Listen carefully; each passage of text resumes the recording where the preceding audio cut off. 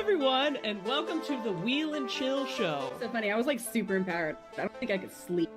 Still follows the same rules, has the same characters and all that stuff, Yes. but it just tweaks it a little bit. You're reading fantasy, and it's so grounded. It's so completely grounded in reality. Rule clarification, if we both get it wrong, do we get bonus points? Soldier Simmons, it is my pleasure to now pin you, raising you from the rank of soldier to dedicated. That didn't happen in the books, but it was awesome. I nailed it.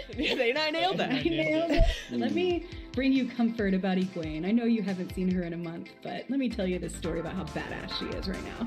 That fight scene, my boy went through 5 daggers. Everybody's flower is different. I think we learned that in the books. This is I think for me, top 5 moments ever on screen. When I read it, I felt empowered.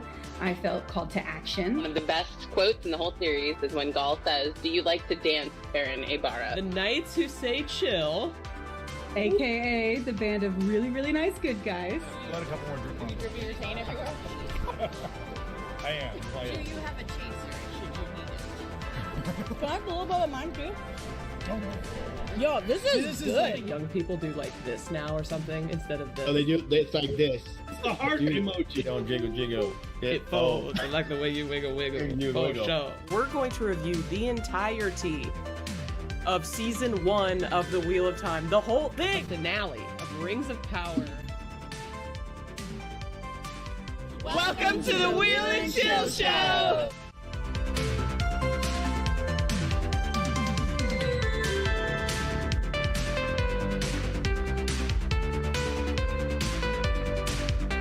Hello, hello, hello, and welcome to the Wheel and Chill Show. We are here for another D&D session brought to you by the Knights Who Say Chill, aka the band of really, really sad guys.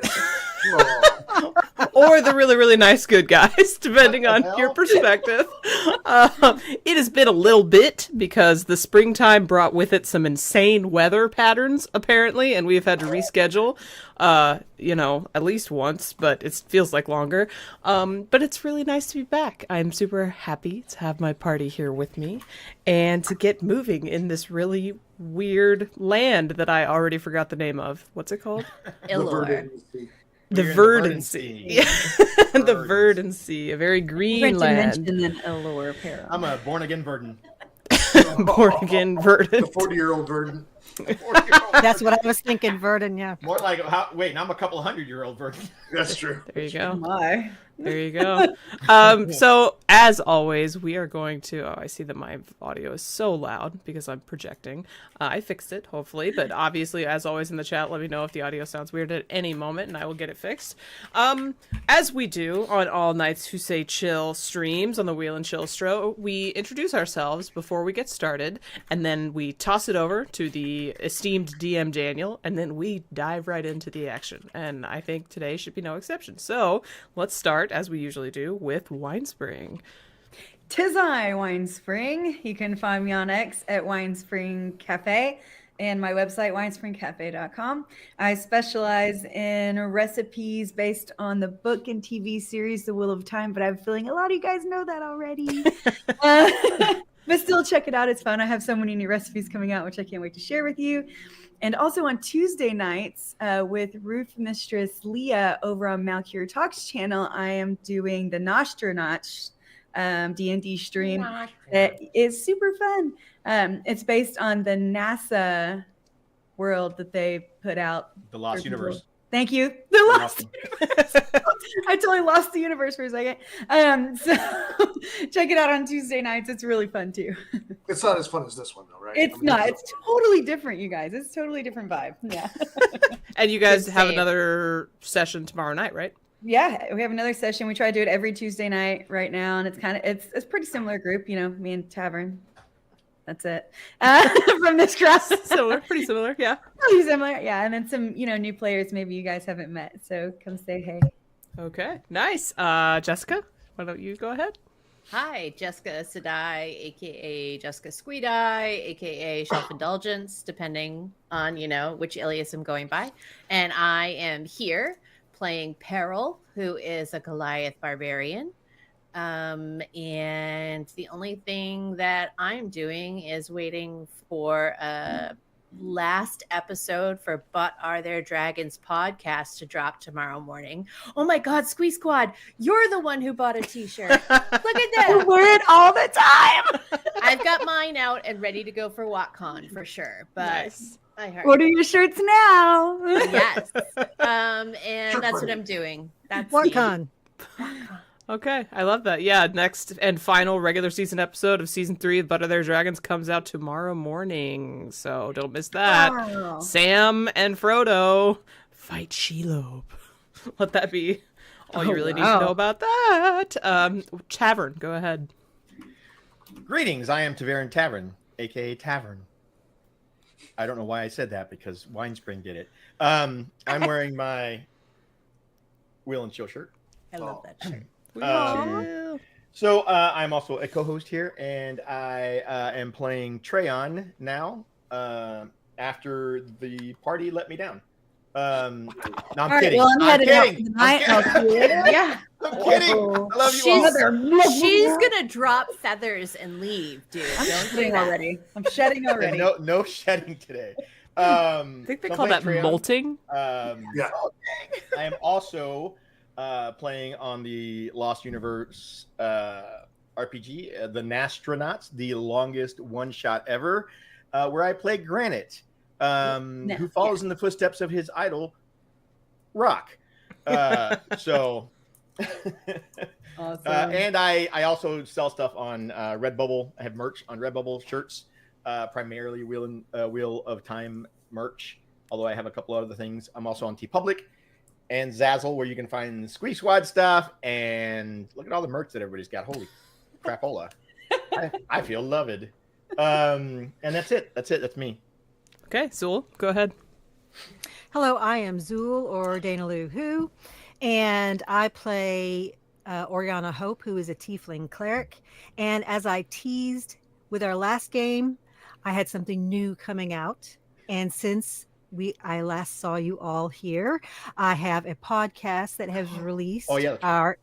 And it's called Delving the Chronicles. On Twitter, it is at Delvers of Time, and it's full spoilers, and we talk about all kinds of stuff that any ideas that the Wheel of Time might bring up. We've talked about the environment, we've talked about utopia, we've done some other things, and so I think we're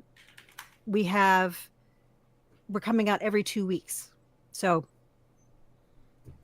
awesome. Yay. Check that Give it a out, try. everybody. Yeah. I am Kritter XD. I play Symphonia here on the Knights Who Say Chill. An elf, a wood elf ranger with a flair for the entertainment. I do all kinds of content creation in many places. I'm a But Are There Dragons co-host. I have my own Discord that I love talking to all the people in my Discord at.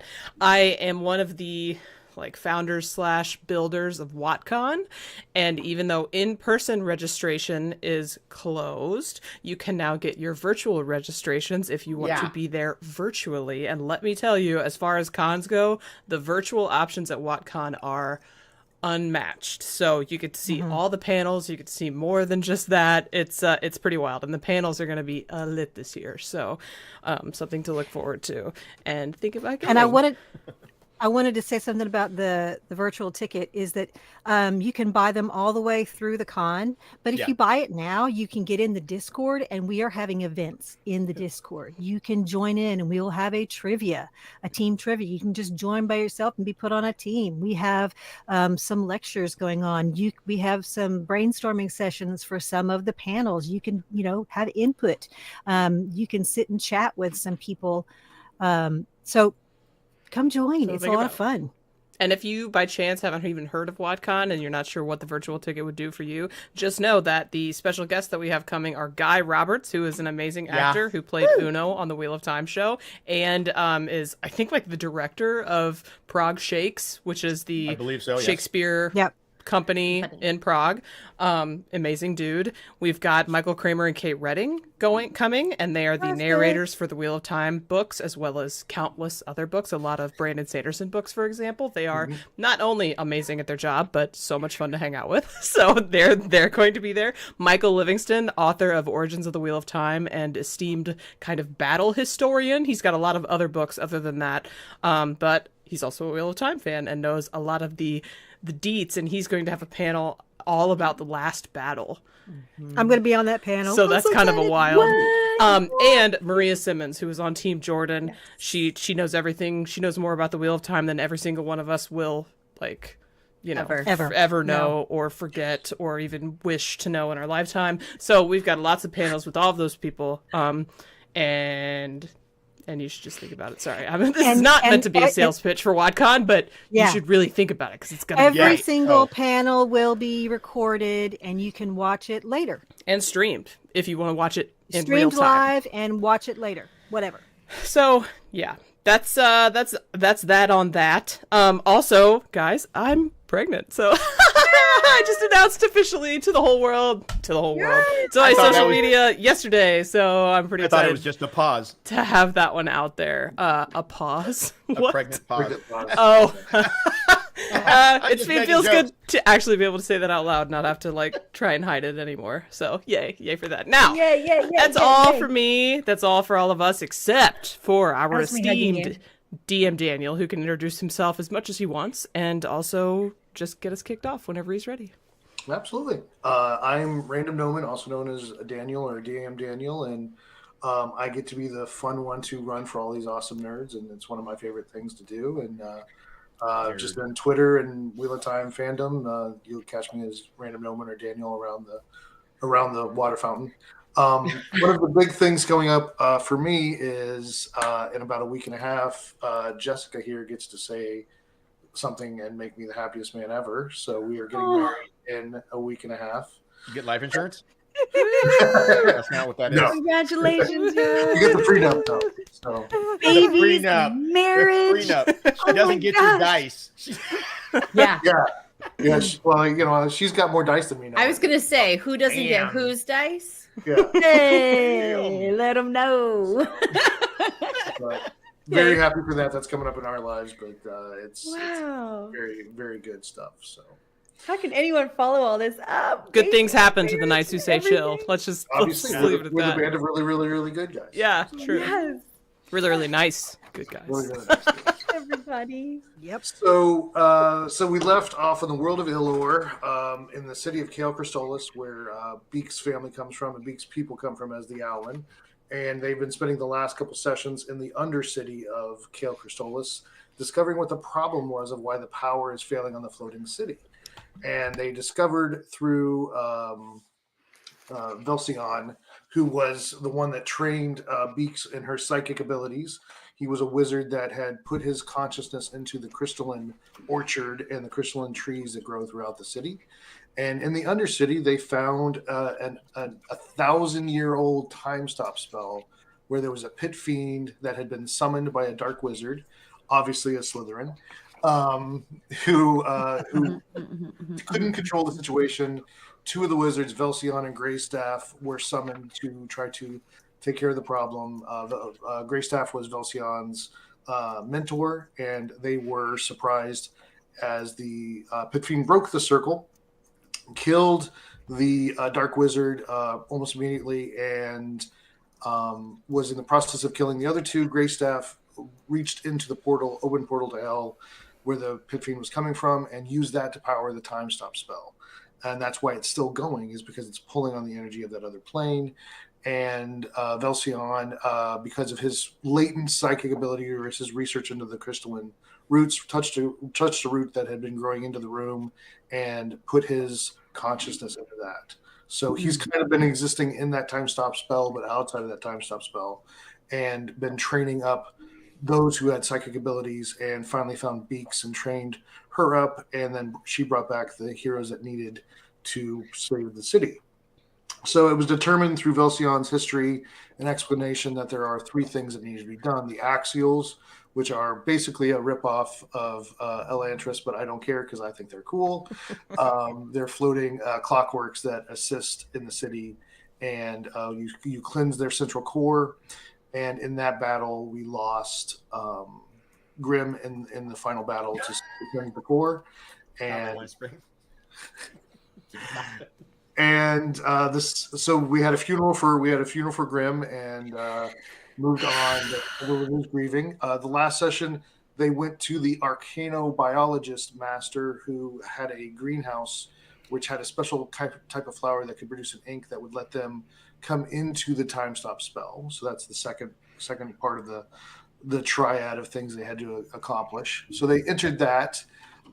There's a third item that they have to do. They have to go to Greystaff study and collect templates, pieces, and supplies to repair the summoning circle. So that's the third thing they have to do. But right now, they're in the second task, and they entered the greenhouse and found that it had, over the 1,000 years, because of the Doctor Who nature of the arcanobiologist, she created a realm within her greenhouse called the Verdancy. And it had been going for 3,000 years because she had changed the time, so time went 3 times faster there. So the realm had been growing for 3,000 years, and she had developed a control over that realm, which was called the Verdancy. And she bonded with a great tree in the tower and had her library there. And over that time, she had given sentience, or helped some of the plants gain sentience, and they developed into a race called the Cloerans. And that is what Treon is, and that's where they met Treon. Is it Treon or Treon? It's Treon. Treon. Treon would be too much on the nose. That would be too much on the nose, yeah. Too on the nose. That would get to the root of the problem. Oh, you should leave now. Oh. I'm going to go out on a limb and say we need to stop this. Oh my god. This is our life now. Before I love it though. Here. I love it. Okay, so they met Treon, who was a silent warrior of the or stoic warrior of the Cloerans, and he took them to meet the mistress of the tower and explain what's going on. They had kind of a relaxing night around the tower of the mistress, which I kind of compared to, like in the Lord of the Rings movie, the glade or the grove of Galadriel. Just kind of had a very nice feeling. They met some of the other Cloerans. There are the tree folk, the twig folk, the mushroom folk, and the flower folk. And so each had their own special abilities. You met Brexus, who was the scared but very sneaky twig folk. And you also met Contraya, who was one of the flower folk. So each have their own special abilities and their own. It's a new race that doesn't exist anywhere else in the world. So you met a new race there, and you are preparing to go fight because they gain sentience over the thousands of years. The plant that was unique to give this time-altering ink had grown into a dangerous plant and had its own grove that was very dangerous, and it killed some of the other Cloerans.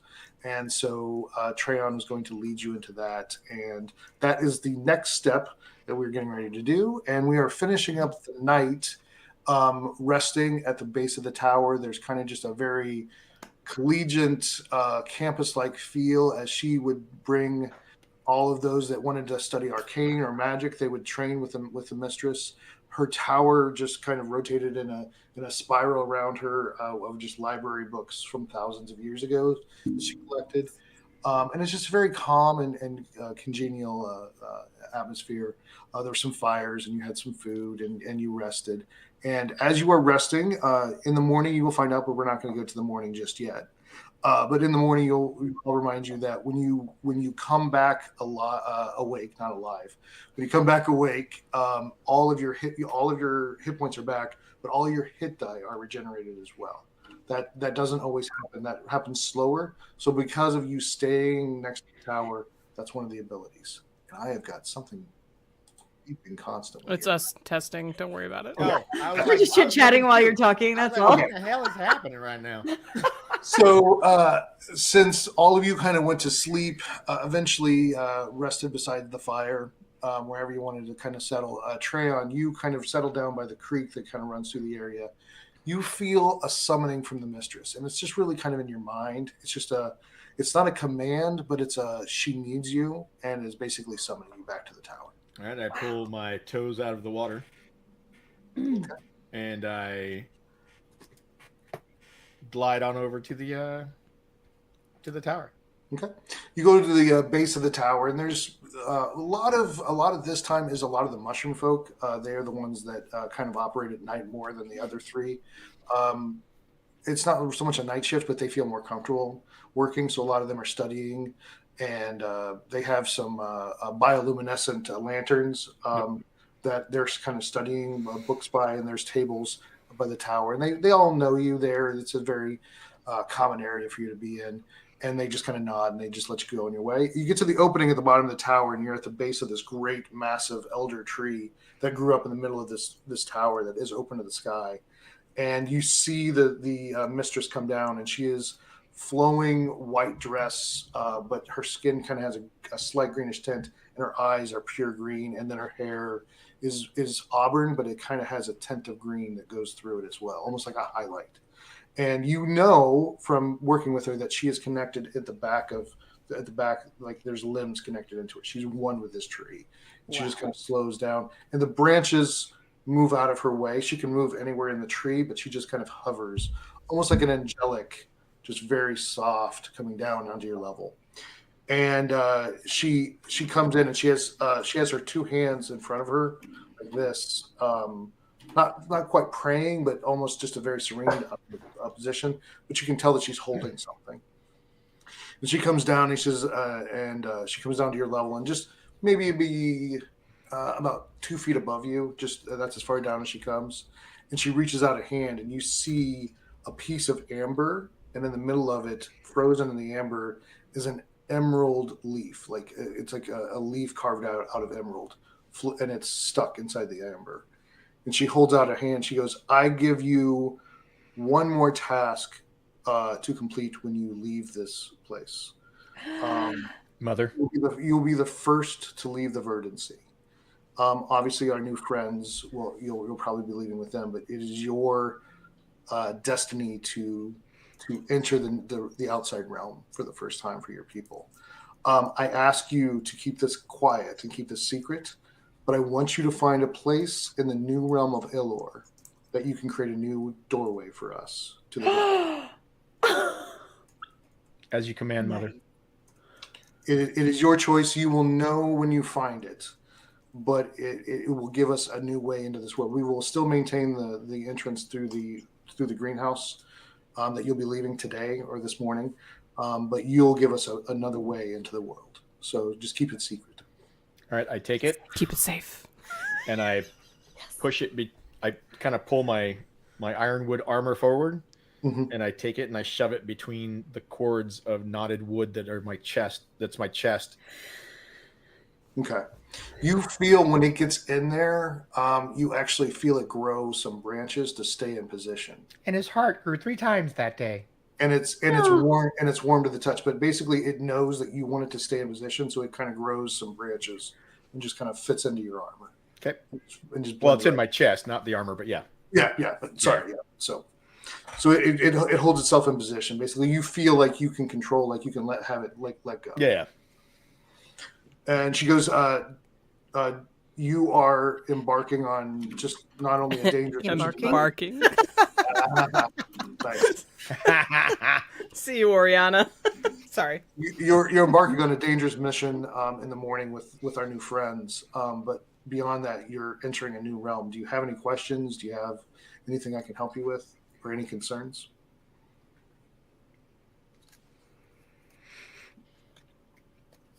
Can they be trusted? Yes. Your brothers and sisters that are focused on divinity or divination have divined several times, and it seems like these are the heroes that we need and the heroes that the realm needs outside. And you have earned your place among them. Thank you, Mother. I will see it through to the end. You are always welcome back whenever you have a chance. And she floats back up and just kind of floats back into the trees, and the trees just cover. All right, I make my way out. Okay. Did I witness any of that since I was in there sleeping? No, this was after everybody had made it back to. Okay. We made it back to the camp. So no chance. Got it. Okay. So the next morning, everybody awakes, and like I said, you are fully healed and fully back up with hit die, and you have just had the most amazing rest. It's like you slept on the best bed ever that you've ever experienced. There are no sore spots. Like normally, if you slept on the ground, you'd find a rock, or this was the perfect place. So. And they basically bring you some food in the morning, just some breads that they baked, and some pastries, and probably some fruits and berries, things like that, and actually some butter that they would have done as well. Wow, nice to go with the bread. Love it. And then they say that when you're done with it, when you're done, breaking your fast, the mistress would like to see you before you go. Okay, and Constea had said that they would bring us some extra fruits and maybe a little bit of bread that I could put away in my bag of holding so that we could have a little bit of fresh food with us in addition to our trail rations. That bag is actually waiting right beside you, like one of the trees that you slept closest to. There's a new backpack waiting for you right there with that inside. So I'm going to find Constea and thank her for. Them. I'm sorry, them. I got it right the first time. You did? No, thank you. Thank you for reminding me. DM, didn't you say that we were all waking with inspiration? Is that correct? Yes, that's right. I forgot that. Thank you for reminding me. Inspiration. Now, tell me how inspiration works. Is it like after we roll, we can roll a second time? You can. If we don't like the first roll? You can choose to roll any roll with advantage before you roll.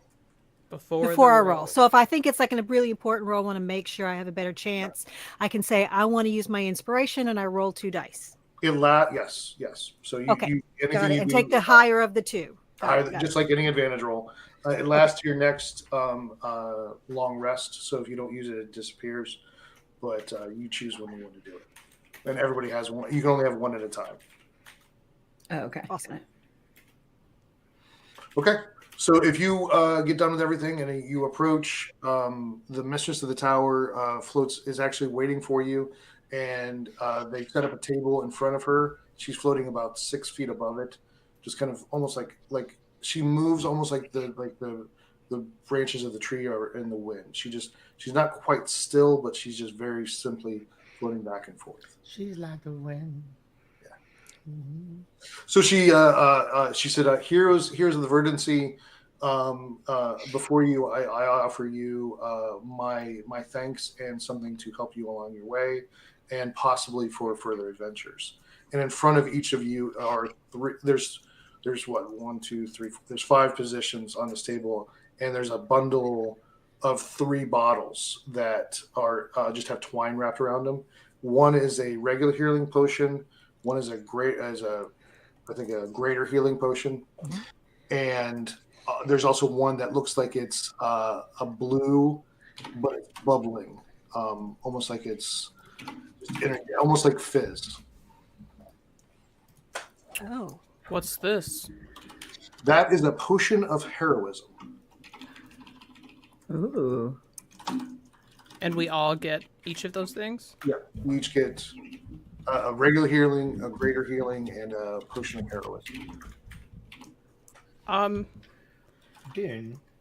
What is a potion of heroism? Yeah.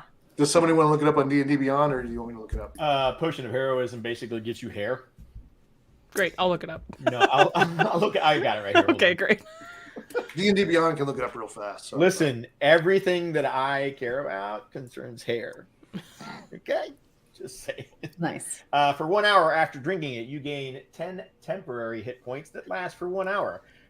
I don't know why that was redundant as hell. Yeah. For the same duration, you are under the effect of the Bless spell.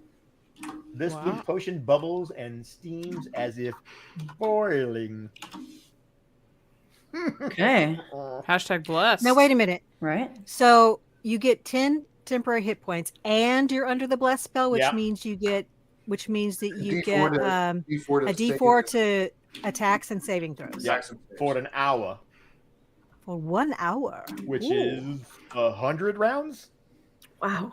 We'll Yes. just treat it as Is that right? Infinite. We'll treat 60 it. seconds is 10 rounds. 1 minute is 10 rounds. Oh, So one it's yeah. 1 minute is 10 rounds. So yeah, it's 60 rounds. Pretty cool. No, not 60 No, rounds. 600. 600. 600. So I was wrong. Yeah, it's 600. A lot. A We're lot not of here for- rounds. We're not here for It's math. We're here math. Let's Let's not worry about that. Leave the math to the astronauts. I was totally gonna make that. Come tomorrow night if you want to see more of that. I'll say thank you so much for this extremely generous gift. I don't know what we can do to repay you. Okay. Thank you, She Mistress basically Corbea. just bows her head, and then everybody just kind of approaches and just watches you leave. It's not like they're like like cheering or anything, but it's just it's a big moment for the mistress. As I thank her, thank you, Mistress Corbea. Last night, you told us a little bit about this plant we have to go defeat in order to get what we need, and you said it's not very susceptible to lightning, cold, or fire. Is that correct? She said, do not use lightning against it. Do not. It's not that it's just resistant. It's just don't use it. It will. Okay. It will help it. It will absorbs help light. it. Okay. Another thing is there anything that it's particularly susceptible to, that vulnerable to? Do you know of anything? She did not. She could not tell you anything that she knew of. Okay. She said cold and fire probably wouldn't be very effective against it either, but lightning actually helps it. Actually helps it. And there's something about like creatures it has defeated in the past it can use as its minions, maybe? It can absorb corpses. Are they undead? Not in the way that you're used to. They're more plant based because everything here is plant based. So it would be more of a monster or a monstrosity more than that than an undead. Yes. As a cleric, yeah, she understands where you're at. particularly right. Yeah, because plant-based creatures would be different than a full undead. So Yeah, seriously. yeah, so They would be affected differently by your my clerical. my clerical like turn undead stuff. Yeah. Okay, so as everyone's walking away, can I just hang back and say something to Constella? Yeah, actually, I apologize. There was one other thing I meant to do. She also has. She actually, before you go, she's going to give each of you a seed of enlightenment. And this is actually they just come down.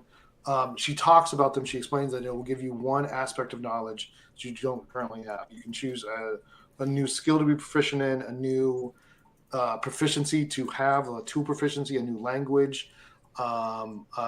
A tool proficiency could be like thieves' tools, jewelers' tools, calligraphy, forgery, map making. You could have brewery. You could have that, but you could also what she's offering as well is a new background knowledge. It wouldn't give you every background gives you a mechanical bonus. This wouldn't give you that, but it would give you the ability that if we discuss something that would fit this new background, you would have the ability to know it or roll for it. Like if it's simple knowledge that background would give you, you don't even roll. But if it's complex knowledge, I might have you roll that. But it gives you the chance to know that new knowledge. So she's offering you what she's called a seed of enlightenment. Okay, wow. Do we need to discuss right now what we're going to use that for? Okay. Yeah. Who's got theirs in the can? Okay. You see Peril's eyes light up, and you see her finally really engage with the mistress of the Verdancy and say, does this mean that you're going to give me the knowledge I need to defeat these enemies? Which enemies do you speak of? The fiends that took our friend from us. She thinks for a moment and she says, I can do that. I can give you the ability to understand all things related to fiends. Is that what you choose? Yes. And she nods her head in acknowledgement to the mistress. She closes her eyes for a second, and at the top of the tree, you've seen those helicopter seeds that kind of fall from certain trees. It starts to just kind of just wind its way down, and then when it gets about, it just unerringly gets closer and closer to you. When it gets about 2 feet above you, it turns into just a single mote of light, and it lands right on your forehead.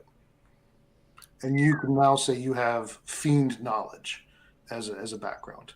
So basically, fiend hunter, whatever you want to do. Okay, I'd like to ask a question. I have a particular newfound, although obviously justified, hate for these fiends, given what they've done to our great friend and what they've done to our lovely Beaks' hometown. So I'm wondering if I can add fiends as a favorite enemy amidst my other favorite enemies. That would be a class ability. This is more of a knowledge. All right, in that case, they speak infernal? These would speak infernal. Well, then demons speak abyssal. Demons speak abyssal. So devils speak infernal. And the guys we've so far encountered infernal. All right, I would like to know infernal then. So yeah, same kind of thing. You step forward, she closes her eyes. One of the helicopter seeds starts coming out unerringly towards you. A couple feet above your head, it turns to a mote of light, lands right where your third eye would be on your forehead, and it just absorbs into your skin. Thank you. And you immediately understand infernal. Love that for me.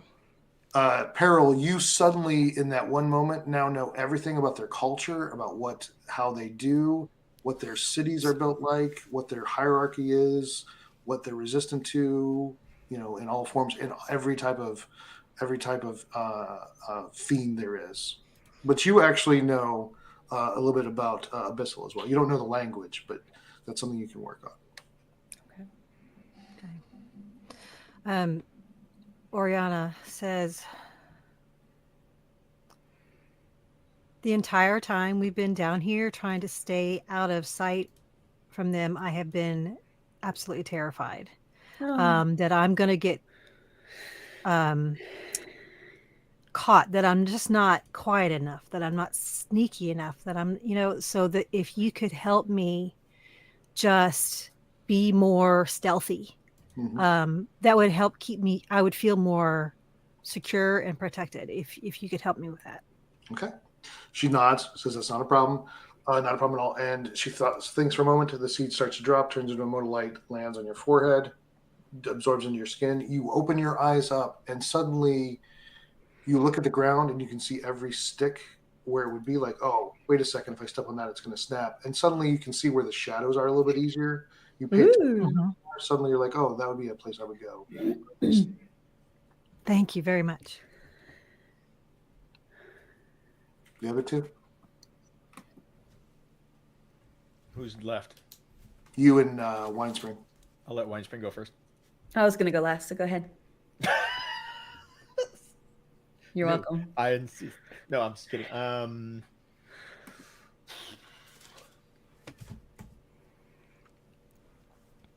Mother, my entire life, I have been grounded here.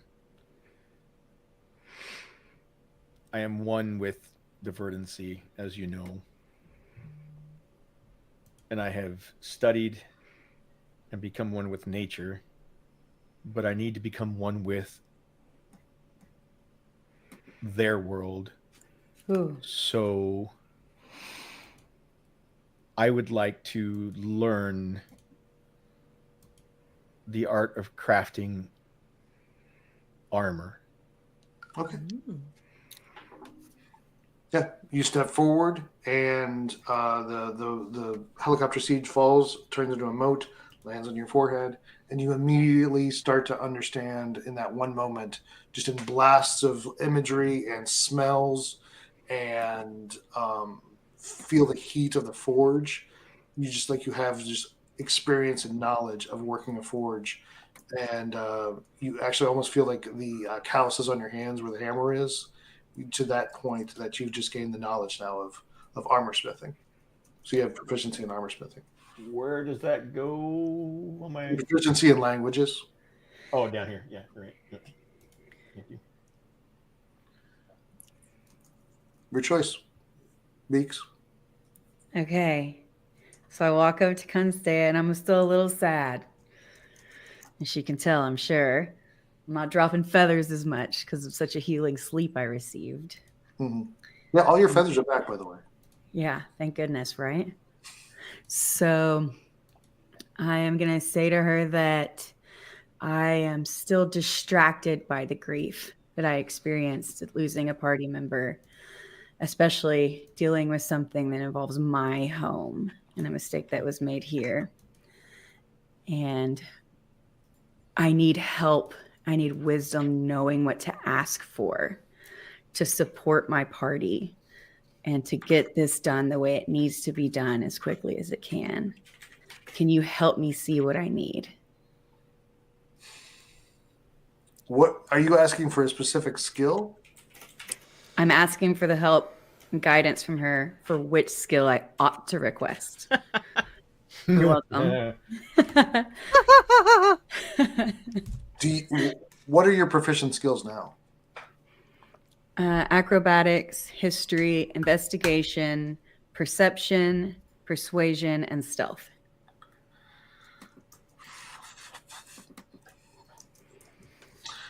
She thinks for a moment and she goes, I know your family took over the stewardship of the city.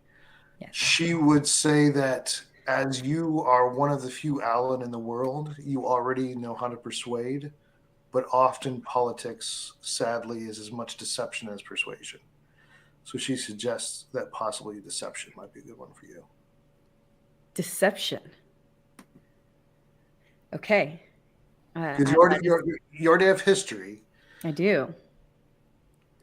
But she also offers up, you've been very interested in her plants. Would you be interested in nature instead?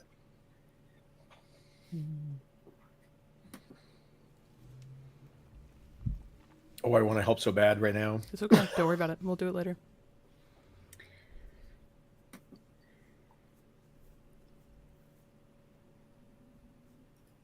What does deception get me? You can, instead of trying to persuade somebody, you can lie. It's you lying. It's you not telling the truth. It's. I choose nature. Okay. Yeah. She drops it down, and you immediately start.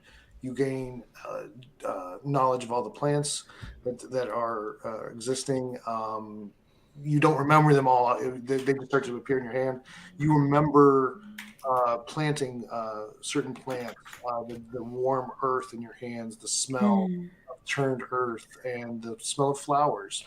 That's some of your favorite flowers now that you remember planting them. So you gain all of that experience.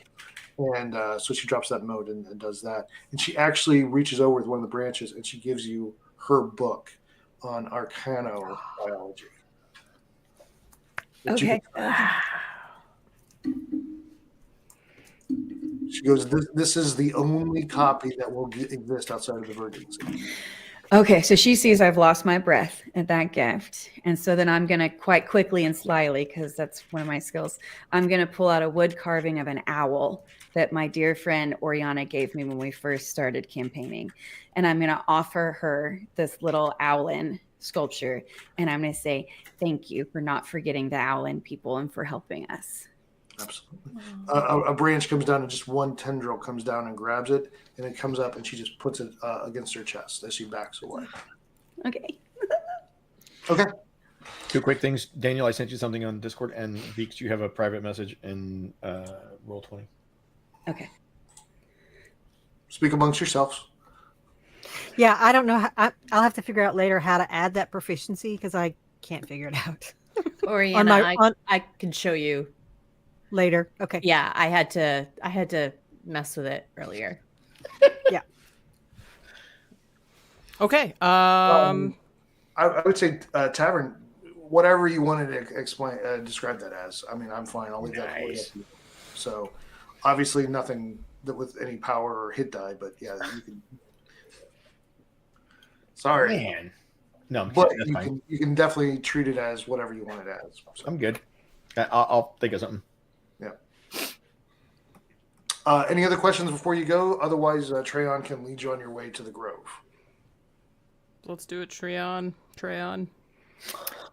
And so, how far away will it be? Like, how long will it take us to walk there? Give me a survival. I think is there survival or is it just nature? I don't remember. Suddenly I'm freezing on if there's a survival. There is survival. Nature and a survival. I have 25 on survival. You have no knowledge of this realm. I was asking. Oh, it's Treon. Okay, sorry. Oh, you want me to roll? I'll go with the higher, which is nature, I guess. Yeah, that's Can I fine. give him advantage? No, because this is knowledge you don't have. I got an 8. What is distance? You didn't ask a specific question. I'm like the last time you made this trip, it took somewhere between 2 hours and 4 hours. Okay. you will have to eat again once we arrive. You do remember, though, that this grove is in an eternal twilight. So you will be walking in no matter what time of day it is. It is in twilight. So we will start to notice that we're near it. Okay, so, all right. Before we leave, I would like to go ahead and put my hand on Beaks' shoulder and cast Death Ward.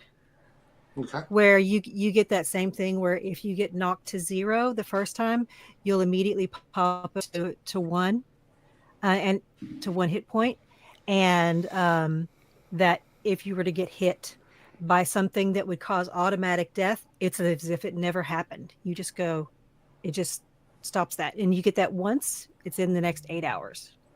Wow. I'm just gonna hug you real quick. Oh, I needed the hug. Okay, so you guys leave, and everyone is they're watching you go. It's a big crowd. They're not overly rambunctious or loud about it, but it is a major event for the verdancy for this to happen. So they do watch you go, and then they all just kind of fade back into the grove and the trees around the tower. And then as you walk away, the tower gets smaller and smaller and smaller, and kind of disappears over the horizon. And you guys walk. You get to 4 hours and you're still not there. And if you guys want to stop for like a lunch kind of thing. Always. Okay. Yeah, we still have stuff to eat. Very easily, Treon can find you a nice spot by a small pond. Yep. And I can bring out the sack of food that we just got, and got fruits and breads. And do I eat normal food? You can. You don't have or do to. I just get the nutrients from the ground? And the sunshine. You get it from sunshine. Your photosynthesis. So if you spend a majority of the day in sunlight, you don't have to eat. You can choose to eat. Well, being that we are in perpetual twilight, I probably absorb power from that ambient light, and when we go into sunlight, it might even be more. No, you're not. Not power, but health or whatever. No. The only place that's in twilight is the plant that you're going. With okay. All right. Planting. Cool. That's in perpetual twilight. Cool. Yeah, you're in normal. You're in normal sunlight here. So you just walking. I think we say in the rules. I think it's 8 hours. You have enough. You don't have to eat. So. All right. So I stand at the edge of the campsite and put my hand out and be like, show yourself. I know you're there. I can feel you. Show yourself. And out of the bushel of fern-like hair that is on my head pops out a little squirrel, runs on my hand, looks at me and goes, stop. Yes, you can come. And I'll be gone with you, and it runs back up in my head. What's the squirrel on Yggdrasil? Like that would be a great one. It's like Bumber Snip or something. I don't remember what it is. It's a crazy. Do we all see this squirrel? Yeah. Or so does Treon have imaginary friends too? No. This I'm is just asking. It's a base. Yeah. You guys are probably confused. You're like, shit. We just got. No, I mean, there's a squirrel in the Norse mythology. That'd be a funny name. It's a funny name, but let me go find it. Yeah. You. So, does real that quick. squirrel have a name? I think that's what we're Treya? figuring out right now. Nuisance is what I like to call it, but no. From the histories, I name it Ratatoska. Ratatoska. I'm not going to remember that. Hi, Ratatoska. Ratatas. You can just call it Ratatosk. Ratatas. When you say the name, the squirrel comes up out of the hair and looks around. It answers Can I you. pet Ratatoska? He shies away from you. Okay. You are a bird of hunting- prey. A After bird all. of prey. I was going to say squirrels are my favorites. Yeah, I'm sure. Meet your squirrel. I'm sure. Actually, the weird thing about this squirrel is it's made of sticks. It's not actually made of. No, all of the animals down here are made out of sticks. Are if made I'm of not plants. mistaken. Yeah, they're made out of plants. Yeah. That's why he kind of meshes with my hair. He just kind of. Wow. So he's just bound. It's like twine and sticks, and so as you're kind of having this conversation here, and you've been distracted because of the squirrel, you suddenly realize that you're not going in the right direction, Treon. Uh-oh. You give me another nature check to try to get back online. Let's see. Another nature. Well, that would be a 15. Yep, you're just slightly off. You should have turned at one of the previous connectors before, so you can get back in line, and we'll probably be there in another 2 hours. Oh, okay. I've not been this way in a long time. It's your choice if you Well, want I to can- take it. No, I'll tell him.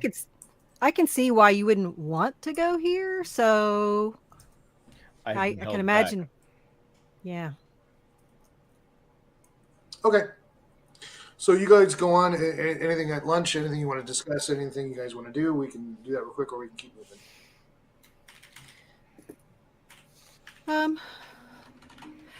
It's such an interesting, cool place, and I felt so safe here that I'm sure at times I would just get on my broom and sort of, fly up a little bit and just sort of enjoy it because it's been so peaceful and it's been such a lovely break.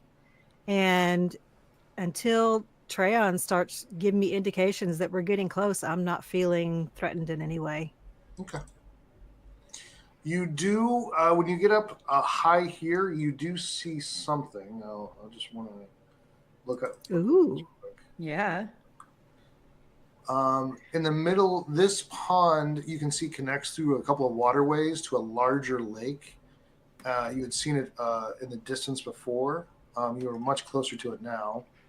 And I suddenly cannot find out what I want to say about it.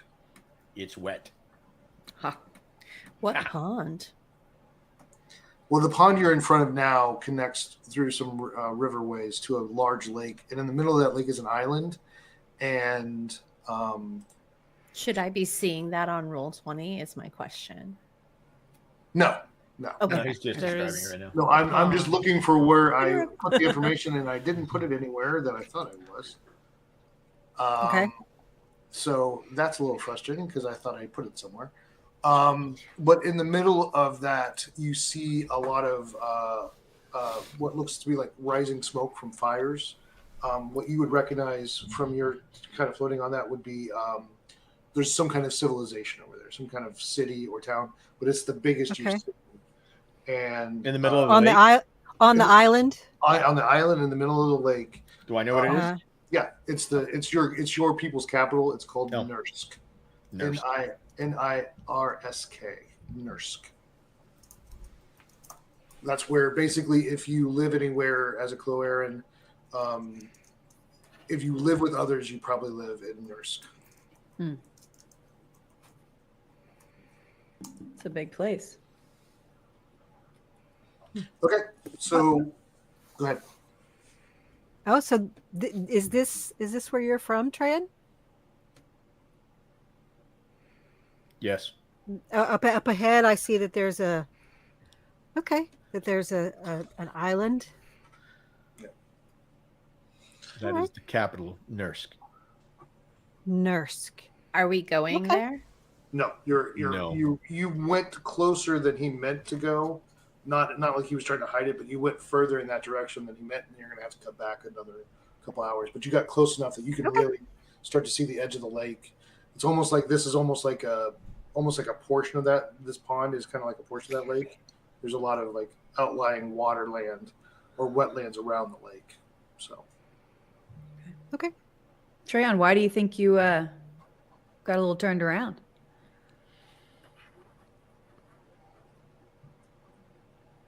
I've not been allowed to face the foe that we are going to.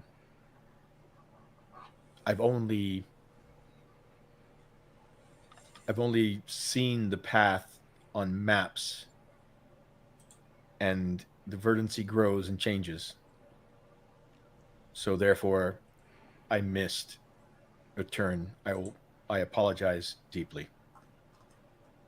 Is this the only inhabitant of the verdancy that you would have to defend yourselves from? Have you had to face an opponent? Have you had to defend yourself? There are many creatures in the verdancy. It is a natural place. It is as wild as any other natural place that you may have experienced. This is the most vile thing in the verdancy, but we have animals and creatures just like I would assume your world. We do, but a lot of animals and creatures don't necessarily bother all other animals and creatures. So I just thought I'd ask.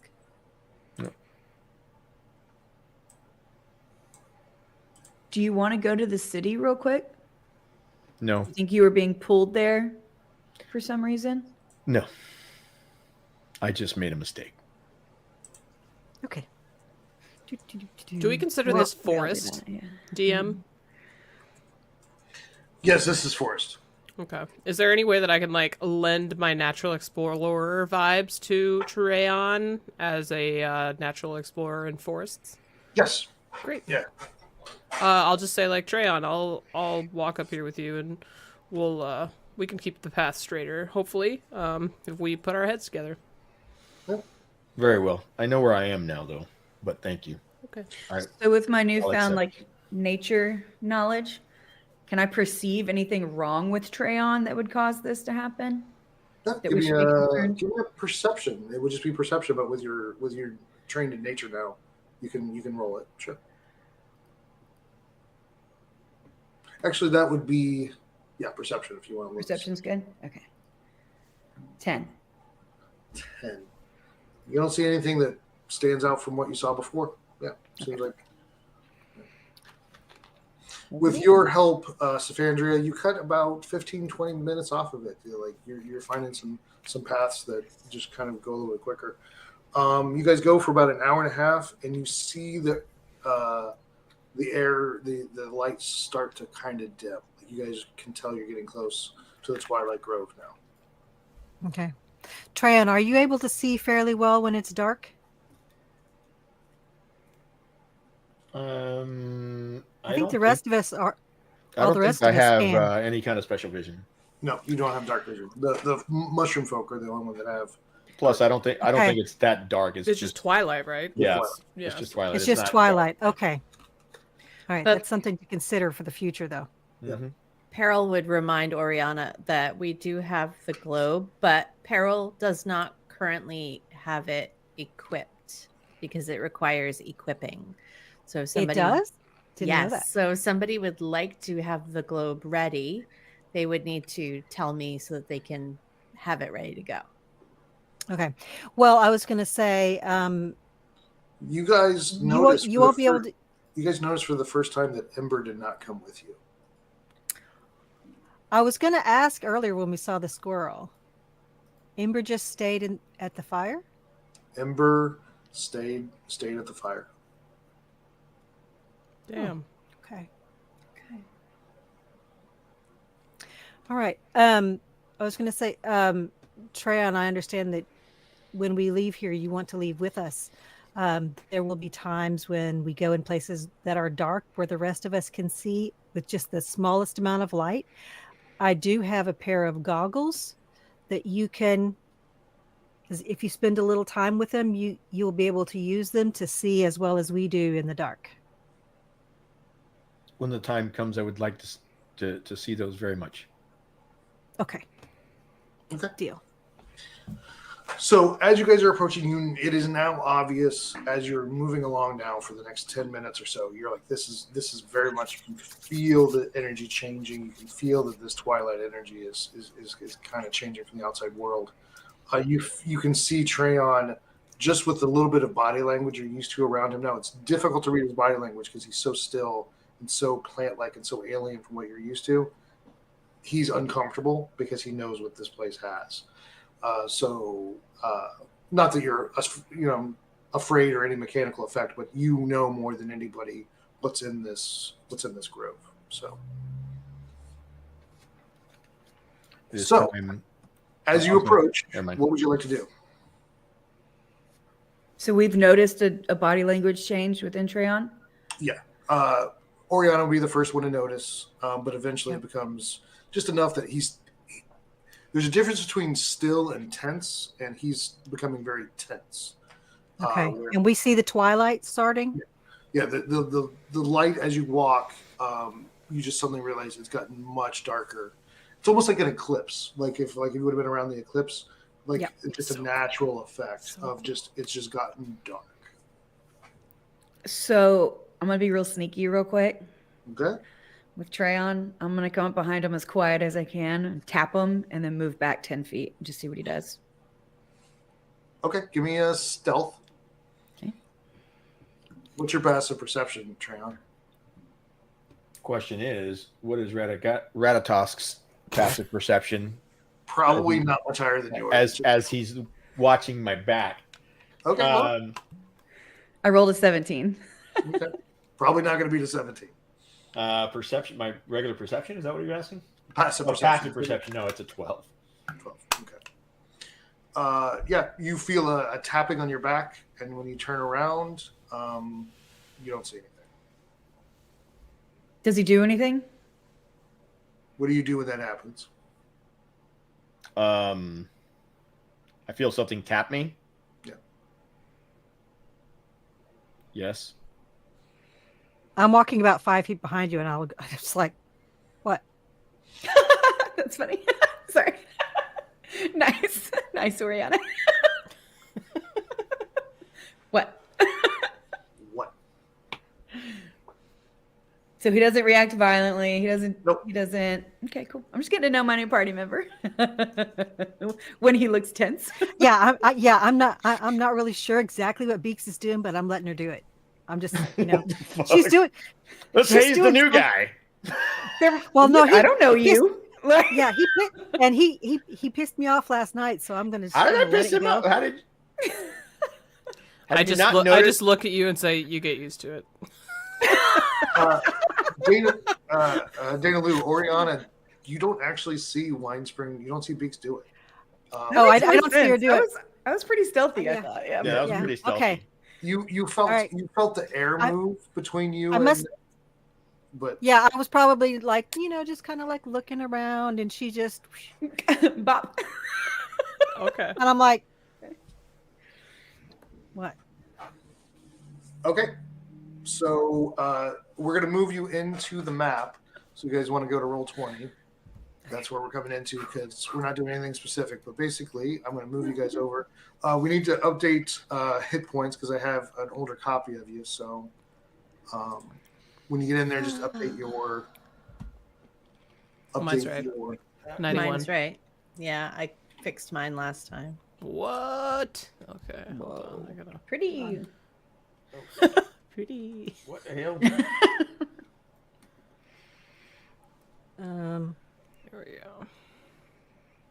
Okay, so it's the green one, right? The green. Yeah. Okay, I think mine is. It's kind of weird. I can't see Beaks, Peril's, or Treon's totals, but I can see Oriana's. Yeah, I think somebody made them viewable to others or something like that. But... Well, there was a huge update to Roll20, but I don't know if it affected anything. And even just throughout the course of the campaign, we had to share because some folks needed to control other folks at different times. Okay. Oh, okay, everyone. I need to bring everybody back in. Give me a moment. One moment. Show on stream. We need to put you there. Okay. Bringing back everybody. Sorry about all of that. Where is... Okay, so what is happening here? Why does it have Winespring in the DM slot? That makes no sense. What? It's fine. It's fine. Okay, we've got her back. I see Sorry. Oriana's numbers. I don't know. See anybody else's. We are going to get Daniel. There we go. Daniel's back. Oriana. There she is. We're bringing her back momentarily. What is happening? Give me Oriana. Just regular Oriana. It's like blended you guys all up. It's kind of bizarre. All right, I'm gonna try. That's odd. Peril. Because it's got Peril and Oriana like in each other's slots for some reason. Oh, fun! Don't you And love it's it? when not this letting me happens? fix it. Show on stream. Okay, that'll do, Pig. And then now we'll bring back Okay, so as you're entering into this map, you can come back clear to this edge of the map. I just put you on the map to where you can start moving your character, but you can start to move however you want to move. All right. So did we come from the south? Yes. Okay. And then let me know if you're in the air or anything like that too. Okay, everybody's back. That was weird. But we're good. All right. So I think I might want to start out on my broom.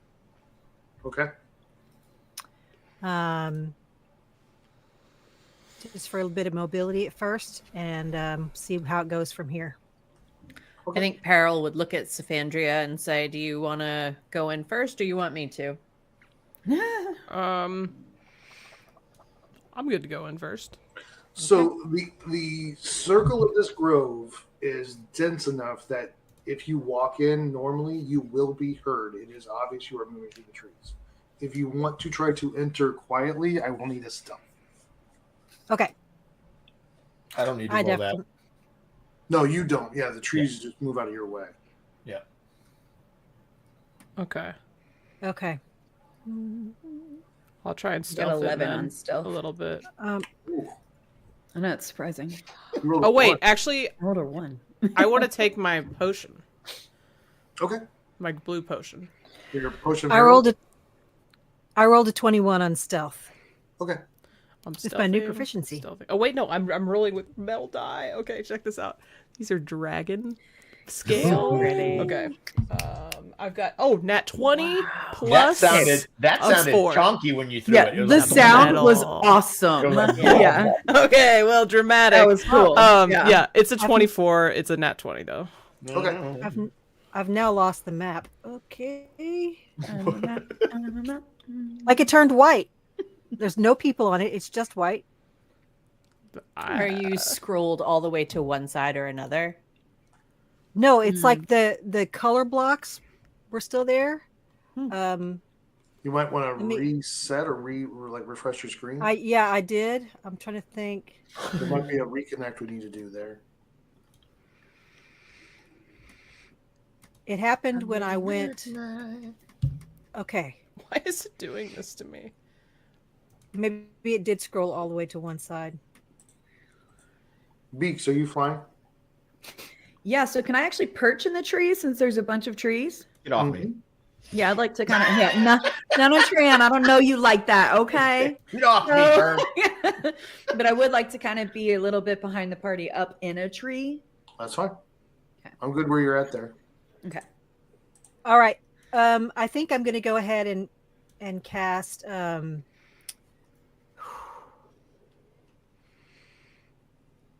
going to cast Beacon of Hope. You're all within 30 feet of me.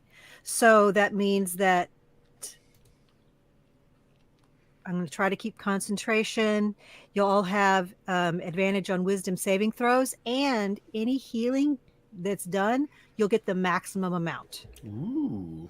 Instead of rolling dice for it, you'll get the maximum amount. Vocal component to that spell? There is. Oh. It's verbal and semantic. Okay, so much for my amazing stealth throw. She yells, "Tally ho!" Well, that's good. I will let you do that with a disadvantage at stealth. Oh, that's hilarious. So I had advantage on stealth, and now I have disadvantage. So it's just or is it just a regular roll instead of advantage? What? Not advantage. I had like proficiency, so now I have disadvantage. Yeah. Okay, so now I need to. I had a 20. I had a 21. I'll roll again. Okay. And see if it's lower. Ooh. Oh, that's not bad. 6. Nope, that's not bad. That's a 16. Okay. It's not a 21, but it's a 16.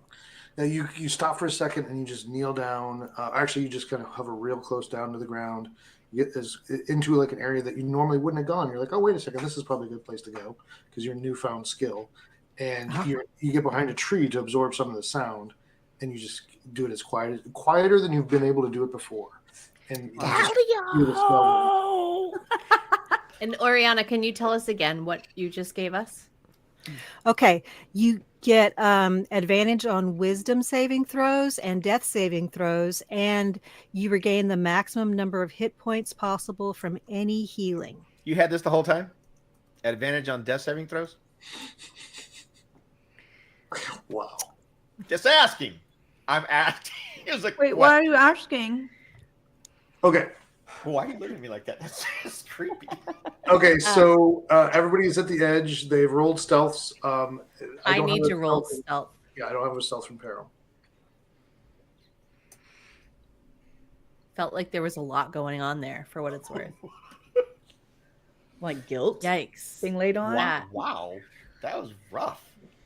Oriana doesn't deserve that. Don't bark at me.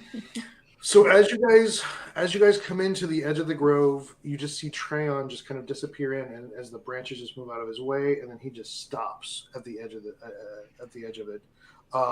Symphonia, just you guys were kind of just looking around, just preparing. You look back where Symphonia was, gone. Can't see her at all. Just she is somewhere. I'm out. You guys see Symphonia Oriana kind of go behind a tree into like an area that has more bushes, and you hear just a little bit, and just you feel like this burst of energy pop out, and you guys all feel that spell take effect. Up and to your left, you hear a branch break off of a tree and hit the ground. And just below that, or just in the middle of where you guys are all walking, you hear some crunch, crunch, crunch, crunch, crunch. Tara looks around and goes, "What?" That's what I said earlier. What? Love Pharaoh. So let's go with initiative real quick as we're entering into this group. Initiative. I feel like I haven't done that one. Hold it, give me a second. I got to clear this one out, the old one. Why do you always wait until I already did the thing? Oh yeah, I keep forgetting I'm rolling for real this time. It's there's like an initiative modifier, isn't there? 4. Ooh, okay. It just means I have to add them like manually for you guys, but cool. That's fun. That's fun for me. Oh, are you? I can do this. No. Okay. Actually, if you guys don't mind, the one thing that would be nice is if you rolled initiative. I don't mind at all, even though I had a really good score. But I'll roll. Okay. Yeah. So, but I have to. I don't normally do that. So, but I have to like click on my. I have to click on my character first. Yes. Yes. Harold, did you do it? And then to fix it. This is like that rule. You can either have it good, fast, or what is it? Good, or whatever. You can have stealth. Cheap. You can You be can have it fast. cheap, fast, Yeah, cheap, fast, and good. So you can have stealth, but slow. I rolled a 1. Oh my god. I'm a 9. Wow, none of us. Okay. Okay, so what? Oriana, your stealth was so good that you forgot to come in out and attack or whatever. I was busy with my. So I did it on. I know. I D&D. saw you do it. It's not going through. Mine's not either. What were yours? What was your total, Oriana? 3. 3. I rolled a 1. Oh wait, so I'm still leading the charge with my 9. Groovy. Literally, like we've got a 9, 2 8s, a 7, and a 3. Perfect. Not last. 8's in the house. 8's in the house. I had a 20 in real life. I had a 21. Yeah. Also, actually, the order might end up being kind of the same. I'll change them. It's fine. No, If that's what it's- you rolled, No, that's what you rolled. No. It kind of looks like the order's the same, anyways. Yeah, We're just I think at this 9 is and where we 8. would have shook out no matter what. Okay. Fine. Maybe not against a giant plant, but that's yeah, okay. just give me something to smash, will you? Peril, you're first. Am I? That sounds like a terrible idea. What am I hitting? You're not hitting anything. Why are you calling my name? Yeah. What do you choose to do for your round?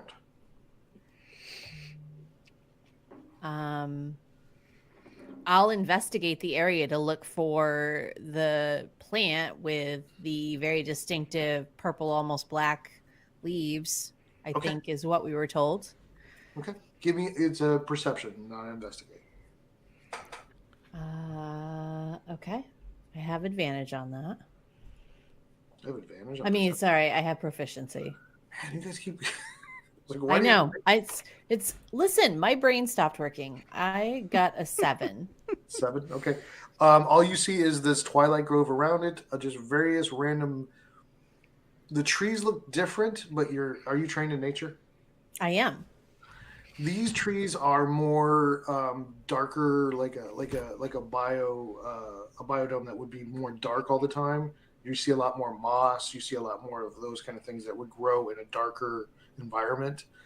You see those growing around, especially on the trees, and some of the trees are kind of stunted because of that. Then you see a pond, just a very small pond in the middle. That's all you see. And looks like up here on this side, there looks to be like a piece of trunk kind of fallen into that side. But that's all you see. Would you like to? That was your action. Would you like to move?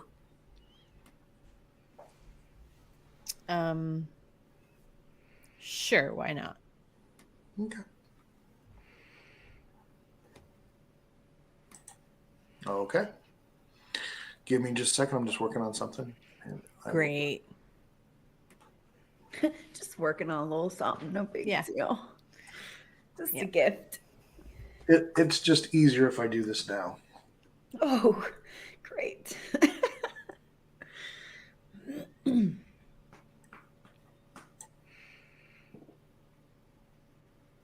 Y'all, while he does that, do you remember that time Kritter told us she was pregnant?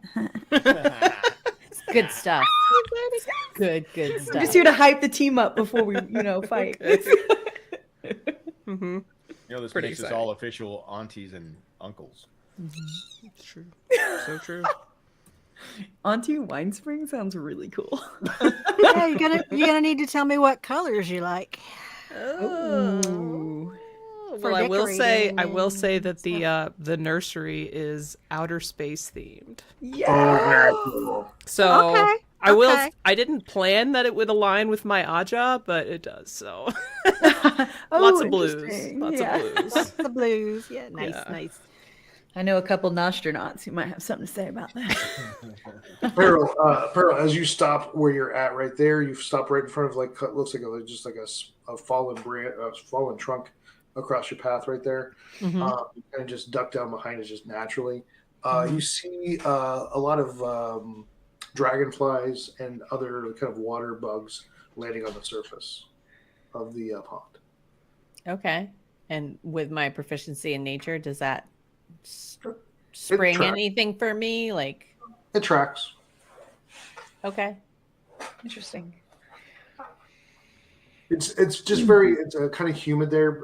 It's more humid than you would expect, but just a very humid twilight biodome. So we're just Phandria. Okay. Sorry, I was reading something. She didn't find the thing, right? She didn't say anything about it. Oh, okay. All right. So I'm gonna walk. You know what? I'm gonna stay at the edge, and I'm gonna cast for the first time. Are you guys ready for this? Yeah. Summon Beast. Oh, that is a spell I have, and do I fully understand it? Not really. But I'm reading about it right now. Awesome. Okay. I would like to cast a Beast of the Land Persuasion. It comes out as a bestial spirit, like that's the stat block or whatever that it has, and yeah. So I've got some stuff about it right here, but basically I can cast it somewhere near me, close to me, for an hour. It's a concentration spell, an unoccupied space that I can see within range. So I'm gonna cast it kind in between me and Peril. Let's see if this long press works. It does, right there. What would you like it to look like? What animal are you imagining? I am imagining. Well, does it have to be like? Okay, it's just appropriate for the environment. So I would love it to look like a snow leopard. Okay. Oh. I don't know if I can pull off a snow leopard, but I will look for a leopard. Okay, a big cat of some kind. Ideally white. But... Just an orca with legs. But it can't be. If it's not white, that's fine. Snow leopards are just my favorite animal. So sure, they are pretty amazing. Yeah. Note taken. Maybe Or space snow leopard, lynx. I love all those. Yeah. We have a snow leopard at the St. Louis Zoo, and it is so fluffy. Have you seen The Secret Life of Walter Mitty? No. Oh, you should. So good. Really? Okay. Oh my gosh. Speaking so of snow good. leopards. Yes. Good job. Oh my gosh, Landfier's bow. It hasn't come. Oh, yeah, it did. It came through right here. Super chat $10 for the nursery fund. Congratulations. Thank you so much, Landfier's bow. I appreciate you. So sweet. What a thoughtful person. I know. Why is this not coming in? That is annoying. If anyone's curious, my beast has dark vision, passive perception 12, understands my languages. Let's see. It has advantage on attack rolls against a creature if at least one of its allies is within 5 feet of it, and the ally isn't incapacitated. Nice. If its allies is in 5 feet of itself? Within 5 feet of the creature. Yes. Okay. Of the creature. Okay. That she was the beast. 5 feet of the creature it's fighting, or in 5 feet of that summoned creature? That's such a good question. The beast has advantage on an attack roll against a creature if at least one of the beast's allies is within 5 feet of the creature, and the ally is incapacitated. So, like, within I guess 5 feet of the creature, it's fighting. Yes. No. Well, if the allies, one of us is within 5 yes. feet. Yes. If one of us is 5 feet within 5 feet of the creature we're fighting. That's right. Is there a verbal component to that? It is. It's Tally-hoo! Meow. It's verbal S. What is S? Somatic. And I cast M. Sorry, it's Material. Feather, tuft of fur, and fishtail inside a gilded acorn worth at least 200 GP. So whatever I got the spell. Well, you need a feather. Is that what I heard? 200 GP. So just as a reminder, this is something you haven't done a lot because you're a spellcaster. This is the first time you've been a spellcaster. Yeah. Any item that requires a cost, you have to buy. I'm going to let it go this time, but I would go through your spells and find all the ones that say it costs this much. Okay. So just subtracting the GP from my inventory, like as I pick the spell, is not. That will be okay this time, but in the future, go through the spells that you think you're going to use, and if any of them say an item costing this X amount, you need to go through and purchase those. Like at a store. Yeah. Yeah. Okay. Yeah. We've talked about this inventory management and me. But I will get better. I promise. That's not. This is early on, and you haven't played a lot of spellcasting. Okay. Usually, anything else is handled by your You've probably got like a focus. I think you've got some good spell. I think that's true. Quick question, just to jog my memory: don't attack with lightning. Yeah, correct. And fire and cold don't do very well against it. Okay, fire and cold. Got it. Yeah. And somehow it can summon past enemies that it's defeated. It just raises it basically. Okay, so have you seen The Last of Us, the TV show? Yes. I would think that would be similar, where the fungus takes over them. Give me a stealth with disadvantage to try to maintain your stealth while you're casting a verbal spell. Roger that. That's. Sorry, 1 second. But either way, this glowing snow leopard appears and just kind of hunkers down in that spot. Remind me of what my taking the potion does. Will it do anything to these rolls? No, that's attacks and saves. It's bless and. So it's a 6 or a 18. So a 6.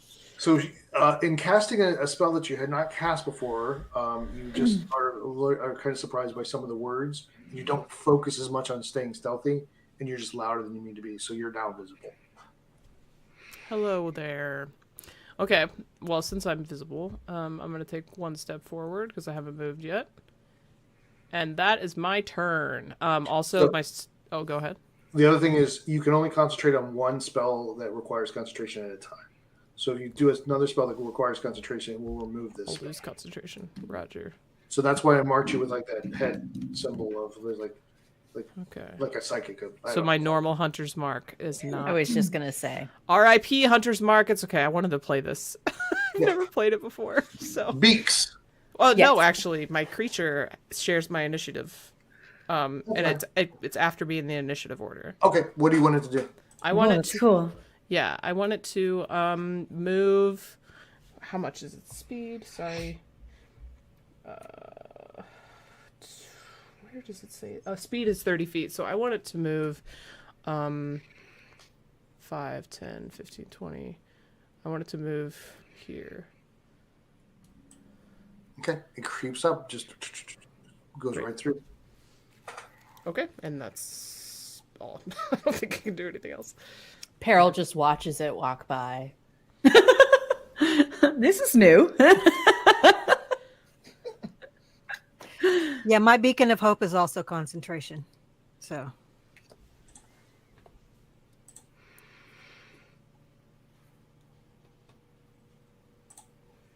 Okay, thank you for reminding me. Okay, Beaks, you were up in the tree, but when you landed, one of the branches that you landed beside, you broke off. It was a dead branch and just fell. Okay. Is that squiggly thing the leopard? Yes. Yeah, okay. Looks feline. Make sure. So I have my psychic connection. I'm going to do that now. Oh, okay, because you can see everybody, so that's fine. So I think you can have up to 3 people. And you can only connect to those you see? Is that what you just said? Yeah, you would need to be able to see them. Okay. So I want to connect with Treyon. Okay. Is he visible? I thought you said that he vanished into the environment. As you guys were approaching, you saw, you really rolled high. He just walked through and wasn't affected by the branches. Got it. I'm just giving him a natural, just staying there. Sorry. But she saw where he went. Like if you watch somebody hide, you can see them. They can't really hide from you. So Okay, so Treyon, Oriana, and Symphonia. Okay. Okay. TOC, Twitter of Chaos, or Twitter of Chaos. Okay. So you're welcome. And I would also like to observe as best I can using my new nature skill for what it is that we're looking for. Okay, give me a nature check.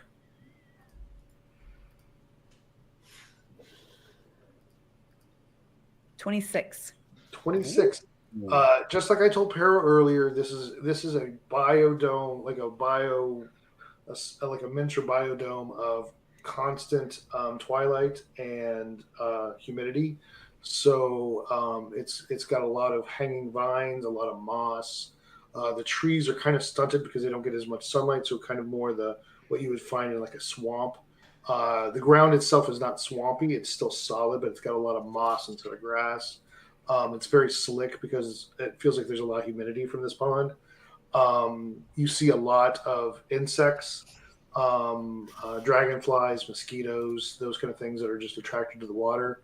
The water just seems to be regular water, and you just don't see much else besides that. But everything you see makes sense for this biodome. So nothing useful. Correct.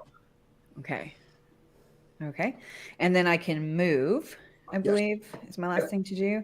So since I fell out of the tree, and you didn't fall. You broke a branch off as you landed. Okay.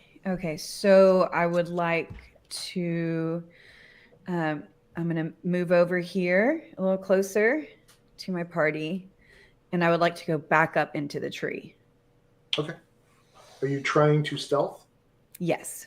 Okay. You can do that as a bonus action as a thief, as a rogue. So you can do that as your bonus action. So give me a hide. It's stealth. Okay. I got a 13. Okay. You didn't break anything off that time, so that's good.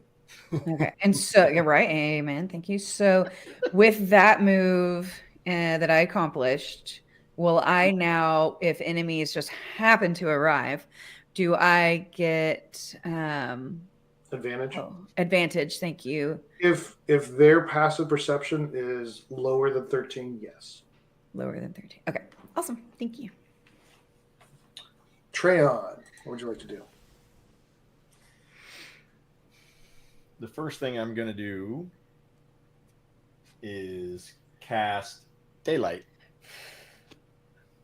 Okay. And just so you know, it's a 60-foot radius sphere of light that spreads out from a point I choose within range. The sphere is bright light and sheds dim light for an additional 60 feet.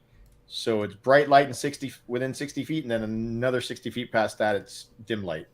Okay. Which is still better than twilight, I would think. It lasts for an hour. There's no concentration on it, and it's a range of 60 feet. So, let's see, 5, 10, 15, 20, 25, 30, 35, 40, 45, 50. Oh, that's perfect. So right at this cross section here, is like 50 feet. Okay. So that's where I'm going to cast it. I guess, is this a little pond or something? Is that what that is? Yeah, it's a pond in the middle. Yeah, so whatever this little reed sticking out in that general spot. So this should open up something for us to see. Yep. That's my spell. And as a bonus action, that was verbal, by the way. It was verbal. Well, it wasn't going to be a surprise anyways. Yeah. So we know he just did that. Yeah, you heard him cast something in that would be Druidic. Yeah, it'd be a druidic, but Oriana would recognize it as a divine magic. Okay. And then did we also hear Kritter, Symphonia? We know that she did that. We know it's her. Yes. Snow leopard that showed up. Okay. Yeah, she rolled a 6. So. Okay. And so I have. You do notice when it goes off that it's about 10 to 20% less effective than it was, but it still is daylight. Interesting. So we should be able to see more of the map right now. Can you not see the map? We see, I see a circle. Part of it's blacked out. Okay, I will fix that. I will fix it. And so that is my action, and as a bonus action, I am now a giant wood-made bear. Yeah, that's so cool. Nice. So while you're fixing that, can I use my psychic connection to speak with Treyon? Yes. Treyon, this is Beaks. Can you hear me? Yeah, I don't know why I rolled right there. Ignore that. I was clicking on combat wild shape and I hit the wrong thing. Yes. I'm using his psychic capability to connect with you. Is that okay? Yes. Okay, thank you. Just so you know, I'm here. In your head. Look at that face. Is there a specific type of bear? Huh? Is there It's like it's just a big, whatever, a big Kodiak looking bear or something. So my combat wild shape, I think at this point I can do second max is one. Okay, so an action you can magically assume. Are you a large creature? At fourth, it's a half CR. No flying creature. Oh wait, at eighth, never mind. I'm a max CR 1. So it would be a bear. I don't know how big a bear is. Huge. They're massive and strong. I mean, I think they're considered large. Okay, sure. Are you are we most of us medium creatures? Like yes. Okay. I'm huge, you guys. So huge. Really big. I'm 5 feet and 90 pounds. I know. Little owl. I think I mean, you got to be lightweight, in order to fly. You got like hollow bones. Yep. I'm 6 foot and 200, but I'm still considered small for my race. Small and mighty. Yeah. Okay. Not to us, you aren't. Yeah. So I'm going to try to give you control of this token real quick. Me? Treyon? No. Okay. Oh, I was going to say you could have bear. just left me as I think, but all right, cool. I can't click on it or nothing. I'm Yep. trying to get to you. No, yeah, you're good. Try it now. Yep. Okay, cool. Yeah, So Oriana totally recognizes that daylight spell. So is this bright right now? Can they see? Yep. Okay. I just turned on daylight, but just at the edges, just as an atmospheric effect, you notice that the twilight is trying to fight it. Okay. Yeah, I would definitely notice that there was a little bit of a reduction in what it should be. Yeah. Okay. So do you move, Treyon, or do you just stay right there? Do you get action and your bonus action? Nope, I'm staying where I'm at. Okay. Off the map? I'm not off the map. I'm right there. The bear is on the map. Oh, thank you so much. Okay. Harder. I'm going to test something real quick. Okay, Oriana. Oh, yeah. Holy shit, it did roll that. Oh, wait. Was that me? No. I don't know. What? You rolled that by accident before. Sorry. I don't know if we all are all talking about the same thing. Oriana's turn. All right. So I think I'm going to move and swing. I'm going to swing to the left. So 5, 10, 15, 20, 25, 30. I'm just going to swing over here a little bit and try to look around and see if I see anything different from this angle. Okay, give me a perception.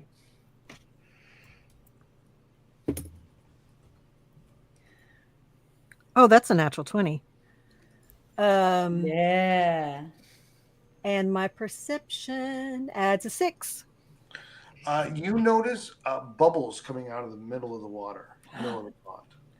Oh my. Okay, so I'm going to say to Beaks, hey, Beaks, there's some bubbles coming out of that water. I wonder if what we're looking for is actually hiding under the water. And you also notice with that, at the edge of the trees, you're detecting movement, like something is moving in the edge of the trees. In the edge of trees, like near where I am, or like across me? On the west and north side. Okay, and so I'll also relay that to Beaks. And Beaks, I don't want to say let anything out Treyon loud. and Symphonia know afterwards. Mm-hmm. Sorry, Okay. Peril. Peril. Yeah. You saw a glowing snow leopard walk beside you, get to the edge of the Sure. pond. You saw the daylight just burst into it, and then you heard and saw Oriana just fly up to the left a little bit and kind of perch. Don't forget a giant wooden bear too. And a big giant wooden bear. Yeah. Poor Peril is unbothered. Now that there is more daylight, before she moves, can we do another perception check to see if I can see better now that it's daylight? Sure.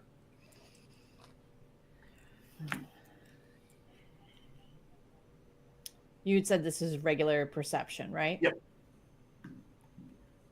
Okay, I'm going to go with regular dice because the digital hate me.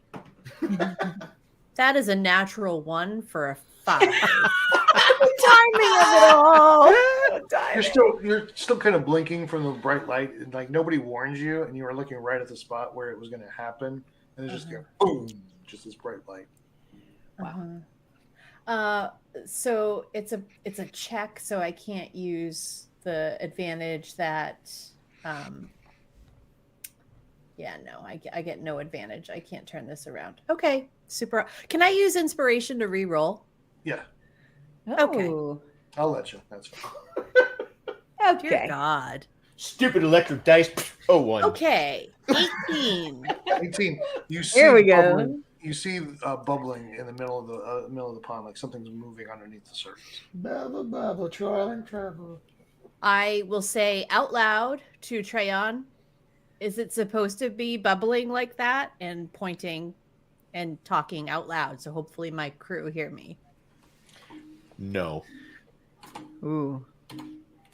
Wait, can I talk as a bear? No.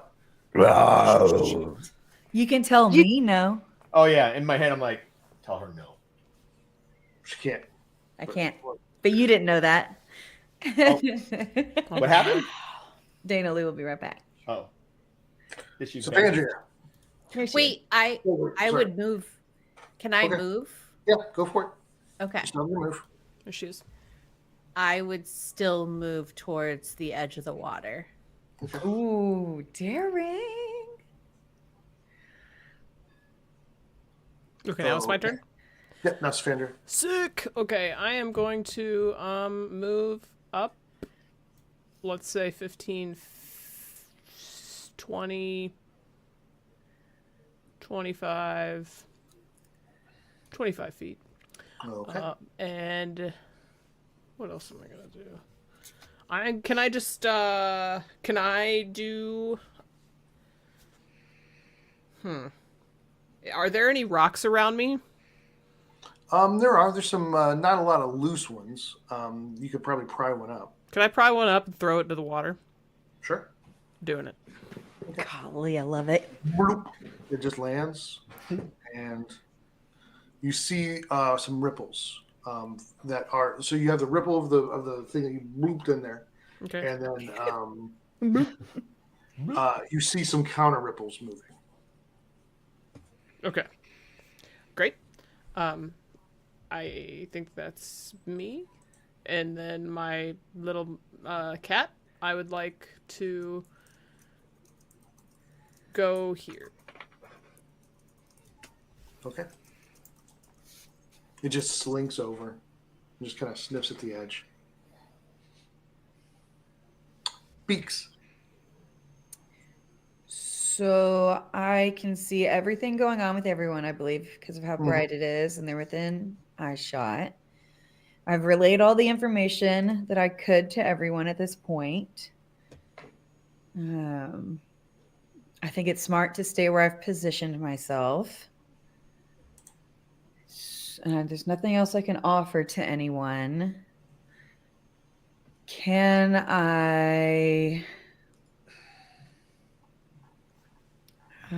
guess I've already done nature check.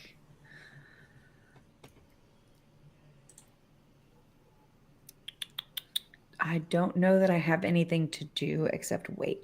Can I save my moves? You can hold an action.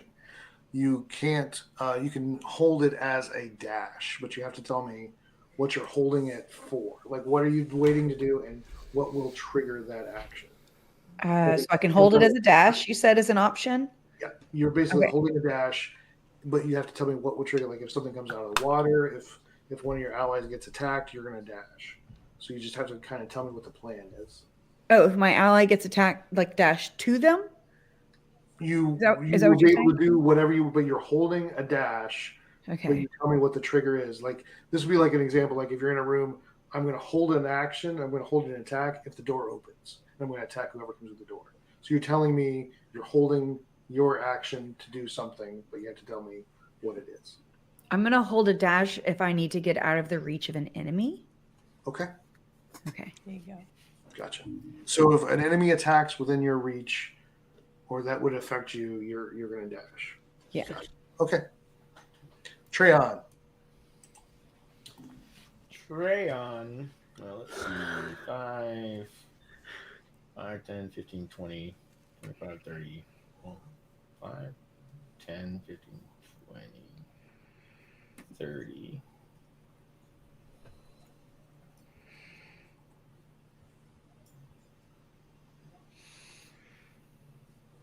Animal party. Yeah. I'm going to get to there and I'm going to sniff. Okay. Give me a perception. That's fun. I get an advantage on wisdom perception checks. Where's perception? Aragorn comes out and says, "Don't disturb the surface." You fool. This time we want the thing to come out. Yeah. Wait, I'm confused here.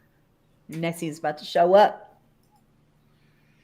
Perception? No, that's a minus. I'm trying to get the plus. What is it? Control or alt? It's either Control, Shift, or Alt. Do them all. See what happens. I wish I had 2 screens so I could like see the map and see y'all at the same time. Oh, I wish you did too. It's definitely fun. There we go. Shoot. I'll send you a link. That would be a 17. 17. You smell moss. You smell everything I was describing. All of that that would exist in a kind of a dark, wet biome. But you also smell just an underlying scent of death, like decay. Okay, I've got. And it's almost too much on your nose. Like you have to pull back a little bit. Yeah, I was about to say I've got an extra 5 feet that I'm backing up.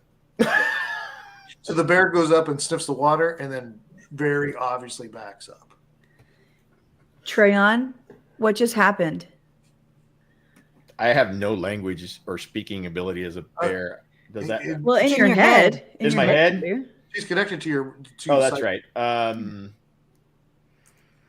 Death comes. Okay. All you can do is small phrases in combat, so that's Yeah. good. Oriana. Okay, so I have a question. When I am using a concentration spell, am I able to hold an action Yes. without affecting the concentration spell? Yes. Okay. You just can't cast another concentration spell. Okay. Okay, cool. All right, so I am going to move a little bit this direction, and then within 30 feet of myself, somewhere right over here. Can I ping? How do you ping? Long press. Or long press. There you go. Okay, there we go. Okay, right over there. I'm going to use thaumaturgy. It's verbal only, but I'm going to throw a sound of dissonant whispers over into that area to see if I can stir something up, because I saw the trees moving in that area. Okay. Nice. So that's my action. So wait a Thaumaturgy. second. Explain to me what you're trying to do. Are you trying to cast dissonant whispers further with thaumaturgy? Yes, using thaumaturgy. Like Thaumaturgy, 30 feet. Thaumaturgy is a spell, and dissonant whispers is an ability. Okay, so basically, I can make the sound of dissonant whispers. But it won't have the mechanical. It won't have any other effect. It won't have any other effect. It'll just be the sound. Okay. So I'm trying to. That's an interesting attempt, but no. Okay. Yeah, no. That is not what I meant. I wasn't even thinking of the. It was a cool try. If that was what you're going to try, I was like, that's still a cool try. I like trying it. Yeah. So, I'm trying to see if I can disturb something with the sound over in that area. Okay. Give me That a. is- Give me a. Give me an intimidate. All right. Oh, that's probably not going to go well. That's a 7 plus. 7 plus 2. That's only a 9. I'm so intimidating. We haven't played so long that our dice are rusty. My first roll was an nat 20. It won't be the last time. What happened to that? So, remind me, as a tiefling, you're doing that in abyssal or infernal? Infernal. Infernal. So, Symphonia, you actually hear what she says as part of this, the whisper. So basically, where you've heard just a weird, creepy language before, what would your dissonant whispers be to kind of freak people out? It's mash and shin. Is what it is. Yeah. I'm coming to bite you and eat you and rip you to shreds. So you actually, for the first time, hear that, Symphonia, because you now understand the language. And I'm just like, wow. Okay. Oh, great. But you don't see any other effect from doing that at that distance. Does she know it's Oriana? Ever.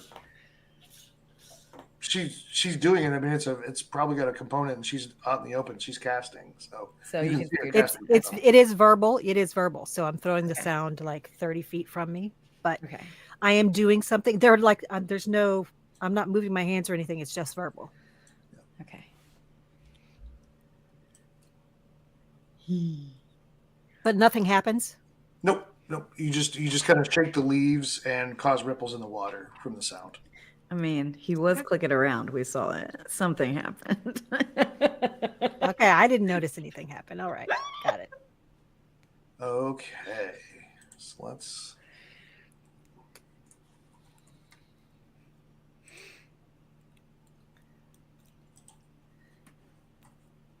I'm going to quickly relay what I heard from Treyon to the party members I'm connected to. Death comes. Watch out. All right. And we saw him jump back from smelling the pond at the same time. Okay. You should also see that squirrel ran out from between my shoulder blades, off my ass, and dove into the trees. Okay. Like near me? Did the squirrel come to me because he knows I'm his friend? The squirrel's hiding. Okay, fine. There's an opportunity there, but whatever. For what, a snack? For a friend. He's made of sticks. He's not bacon. He's not bacon.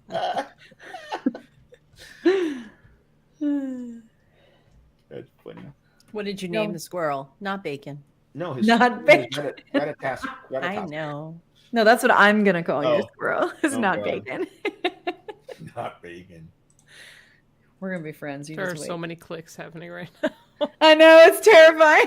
Yes, it is. He's like doing math in his head. You can see it. Like you can see the gears just shifting around his forehead. Well, I guess while he's doing that, let's just all remember that one time we heard about this wedding that's happening soon. Oh, and Symphonia, when we get back to the city, you and I can maybe go shopping for any components you need. We'll just like plan that's what we're gonna do. Shopping. Love it. Shopping. Charge. So, after Oriana, I have to make sure. Can you guys see that circle that just appeared? No. Oh shit! I see nothing. I know nothing. Yes, I can know see it. nothing. Yes, I'm kidding. Schultz was the best Yes. character ever. He was. Okay, Now we can see there's a circle. There. Oh, that circle. Oh, so Ring of Power? Nope. I just Behind realized us. I gotta do something for it because I didn't do it before. Fucking Put Xena it just showed up. Put an angry face in the middle of it. What did she do? Oh. Little AoE here. On Symphonia. What? Okay. So as you hear the echo of those infernal words, echo through the leaves and the water ripples. The ground around you grows flowers that are just looking kind of sickly yellow, and they all just go poof, and you see spores come out. And everybody within that circle, please give me I gotta find it. A $5 bill to get out of this? Nope. Give me a con save, please. Okay, question mark.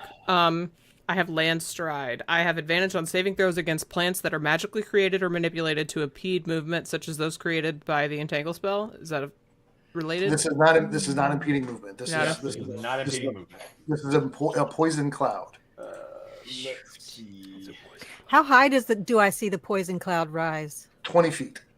Dang. Okay, I thought so. Wow. Okay. I am currently 20 feet in the air, so I rolled a 9.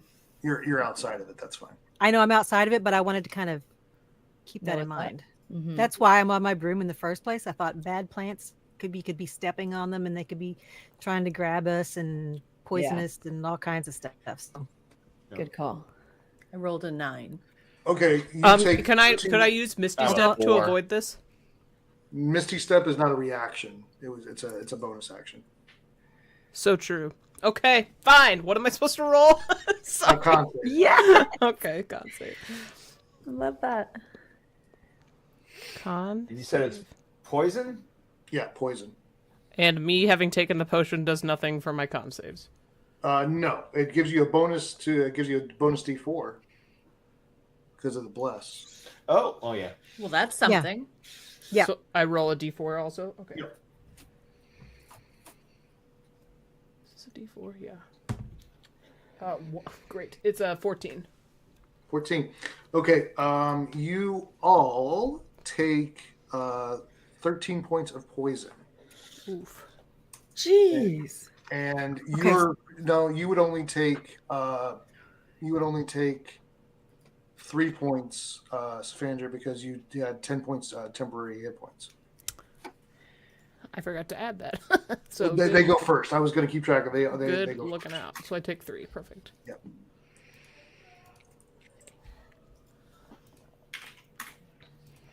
So Peril, Symphonia, and Treon got hit? Yep. The bear and the spirit creature, if it has hit points, will take it. Okay. And the spirit creature. Oh. So yeah, if it has hit points, roll a con save for me. Okay, it does. It's got 30 hit points. That's decent. A con save. It's got if its con is 16, which is a plus. It'd be a +3. Okay. That's a nat 20. 23. Okay, so it took 6 points of poison. Okay. So it's. And then burbling out of the water is a tentacled creature that matches the description of the colors that you were supposed to look for, with the purple and the orange all mixed in. And it's just got like this bulbous center, and inside of it you see kind of elbows sticking out and things like that. Like there's like just through the membrane of that area, you can see like bodies floating in it. Mm-hmm. And Mom? Oh, sorry. And real quick, let me see this real quick.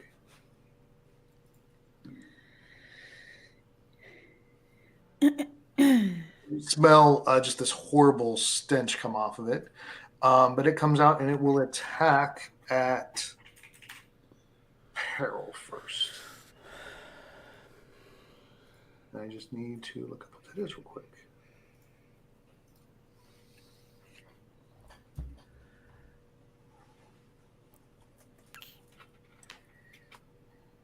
And that is a 24 to hit. And the second tentacle comes at Symphonia, and that is an 11 to hit.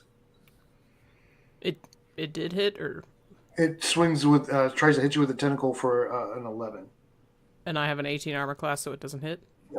Yes. And then the third tentacle comes for the bear, and that's a natural 20. So I think I hit Peril and I hit the bear. So let's do some damage. Peril, you take 14.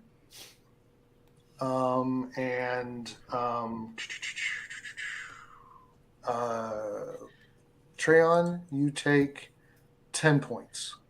No, I'm sorry. You take 18 points. Whoa. Jeez. It was a natural 20. That was So a natural 20. Does extra damage. And then on top of that, please make me a con save, both of you that took damage. 9. Okay. Peril? 10. Okay. You both take 12 more points of poison as it wraps around and poisons you. As the tentacle just kind of eats into your skin. Oh, no. I'm going to use... 12, you said? 12. Yep. Oh, never mind. I can't. Oh, what the hell did I just do? I just deleted my bear. I don't know how the hell that happened. What in the world? Come on, man. Bring my bear back. Ew. I don't know what the hell just happened. Chaos. Mm-hmm. I gotta give you control again. Hold on. All right. I didn't see it. I'll get faster at it. How about that? No, you're good. Okay. So you guys took the damage? Where is it? Oh, are you keeping track of how many hit points the bear has? Or do you I don't even see the bear on the screen. Me either. Nope. No bear. Oh, because I was still in GM layer. That's why. Okay. There you go. Now we have bear. What layer? GM. Oh. I can manipulate stuff. I can manipulate stuff on a different layer before you guys see it. That's nice. Are you still a bear? Yeah, I'm still a bear. Okay. What of the day? I'm a hurt bear. 9 is Peril. So you see Peril kind of like chuckle and limber out her shoulders and goes, finally, something to hit. Yeah. Takes out her axe. I am absolutely going to reckless rage. But lovely DM, you're going to have to walk me through this because I'm rusty. Okay. To do this with real dice. So I'm going to roll 2 d20s. Because every attack is with advantage. Yep. Yep. And so this is going to be a great axe attack. So that's 17 plus 8, so 25 to hit. 25. And you're hashtag blessed, right? And I am hashtag blessed, yes. No, you didn't take the potion. No. Oh, I thought No. Zul's thing made her blessed. That's not real? No. No. She has wisdom saving throws. That's right. And she. Yeah, that's the Death HP. saving. It's the. Forgive me. Yeah. Wisdom and death saves. No worries. Okay. So anyways, 25, does that hit? It should. I just got to get back to it. Hold on. 25. Yeah, 25 definitely hits. Okay. Definitely. Context So clues. it's 1d12 plus 5. Oh, and then add in 2d6. That's what I thought. Okay. So my d12 is an 11 plus 5 for 16. Plus 3 more. So a total of 19 damage on hit 1. Okay. Rolling for another great that. axe. I was trying to do something else. Damn it. Ooh, less impressive. That is a 12 to hit. 12 misses. Okay. Okay. And that is my turn. Okay. Oh, you real quick. Where do I got to do this? Make me a Constitution save. Me? Yep. 18. Okay. This thing is letting off such stench of death that you almost got violently sick being next to it, but you were able to hold it back. Okay. Wow.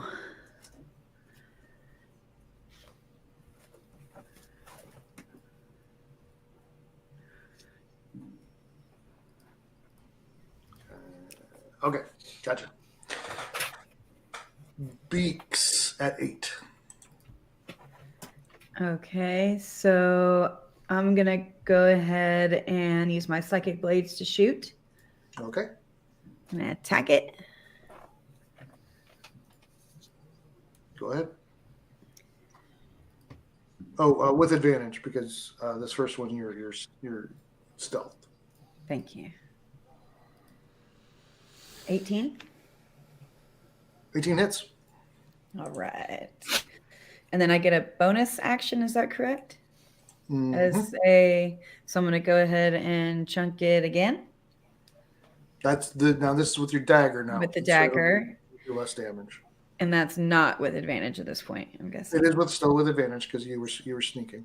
Okay. And that's 22. 22. Hit. So do your full short sword with sneak attack damage, and then just do your dagger. Short sword with sneak attack damage. 7 and 2.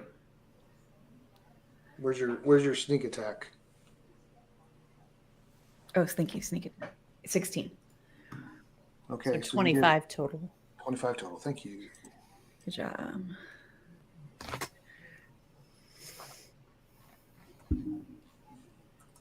Oh, that would have been weird if I would have typed that in. Ooh. What was it? Symphonia.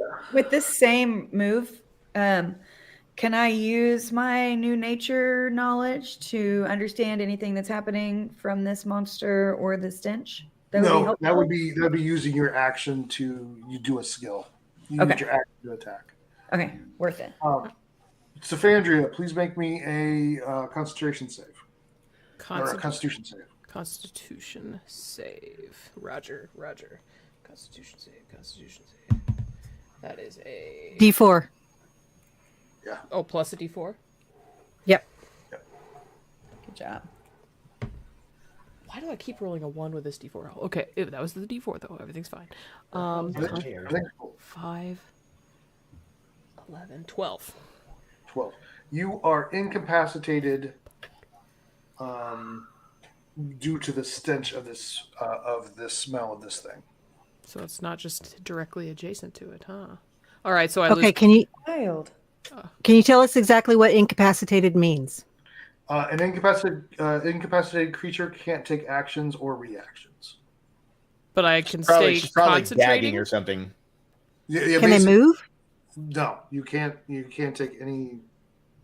She's probably standing there retching from the stench. Yeah, you could move if you wanted to. It says only can't take actions or reactions. So yeah, you go to bring up your bow to attack, and you just start retching from the smell. I just can't. Okay, so I'm gonna back up then. Whoa! I just tried to move it on Streamlabs. Love that. All right, I'm backing up here. I can actually back up even further. Going back there, and yeah, and that did not break my concentration. No, because you didn't take damage. Okay. But as you step away from it, it lashes out with a tentacle. Oh, so I wasn't okay. I guess I thought I was out of its range because there was a square in between. Larger creatures can have reach beyond 5 feet. Have reach. Cool. Yeah, that thing is taking up 4 squares. Yeah. But in order to use your bow, you want to be further away anyway because you'd have disadvantage using your bow so close to it. That's a 19 to hit. Oh, jeez. It hit, yeah. What is it? That is when I do a multi. When I do that is. Jess. Yeah. You're in the same house. Run over there and steal his dice. No. I'm rolling it in the system. 12 bludgeoning. That no felt romantic for some reason. Unplug it. Unplug his computer. And then roll me a constitution. How much? Right. How many points did she take? 12? 12 points of bludgeoning. Okay. Rolling a constitution. You said? By a mushroom. Daniel, you said constitution? Yep. Yes. Okay. The snow leopard is next. It still gets the D4 as well. Yep, and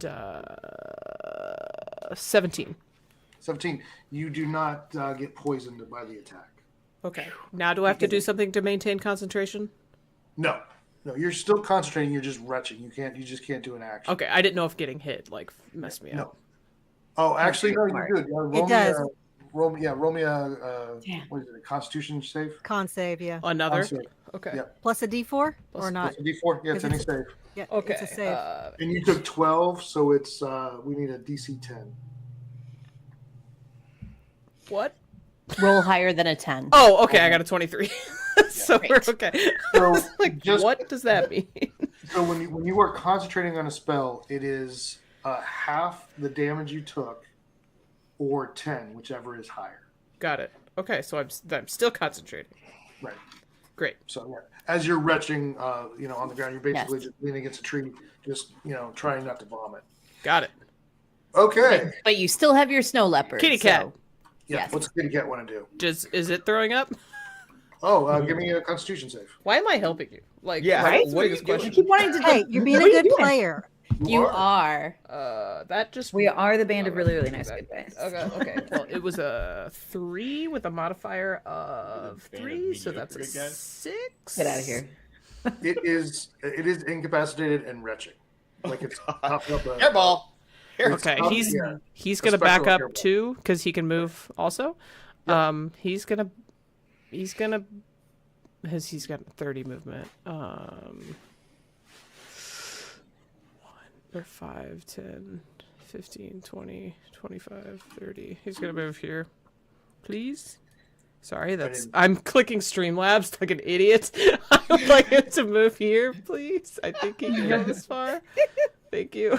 It comes back and it just looks at you and kind of meows like. I know, same, bro. I say through my riches. Treon, give me a Constitution save.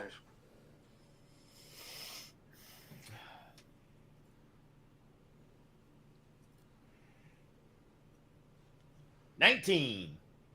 All right. Okay, you resist the stench of death and can act as normal. Must be nice.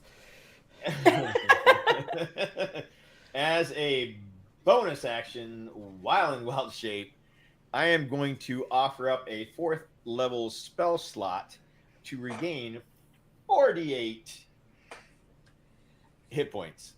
Okay. Nice. That's cool. Awesome. So that's what, 32? Or do I have to roll for that shit? 4d8. Oh, it's 1d8 Oh, per yeah, level. yeah, because, yeah. 1d8 per level.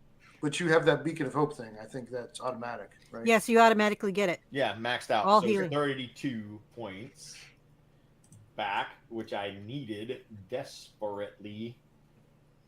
To your bear? Yep. Yeah, I was down to 8 points. I can't see your little bar, so I have no context of Sorry, the hold bear's on. No, health. the bar is right above his head. It doesn't not matter. low. Not for Oh, us. you don't see it? No. I had no idea you were that low. Neither did I. I'll see if Not I can fix important. that. Well, here's the thing. I don't know if you're a druid or what, and if once you go out of bear form, do you then go into your own personal hit points? I would. Yeah, Yeah, so whatever goes past flows into your normal hit points. I'm at 40 now. So that was my Can you guys see bonus it now? action. I can, Yes. yeah. Helpful, thank you. Okay, that was my bonus action. I'm gonna do 2 attacks. I get a bite and a claw. So Go for it. did it You're work? gonna put that in your mouth? So wait, is that me? 1d20 plus 6, 21. Hit. And that does 1d8 plus 4.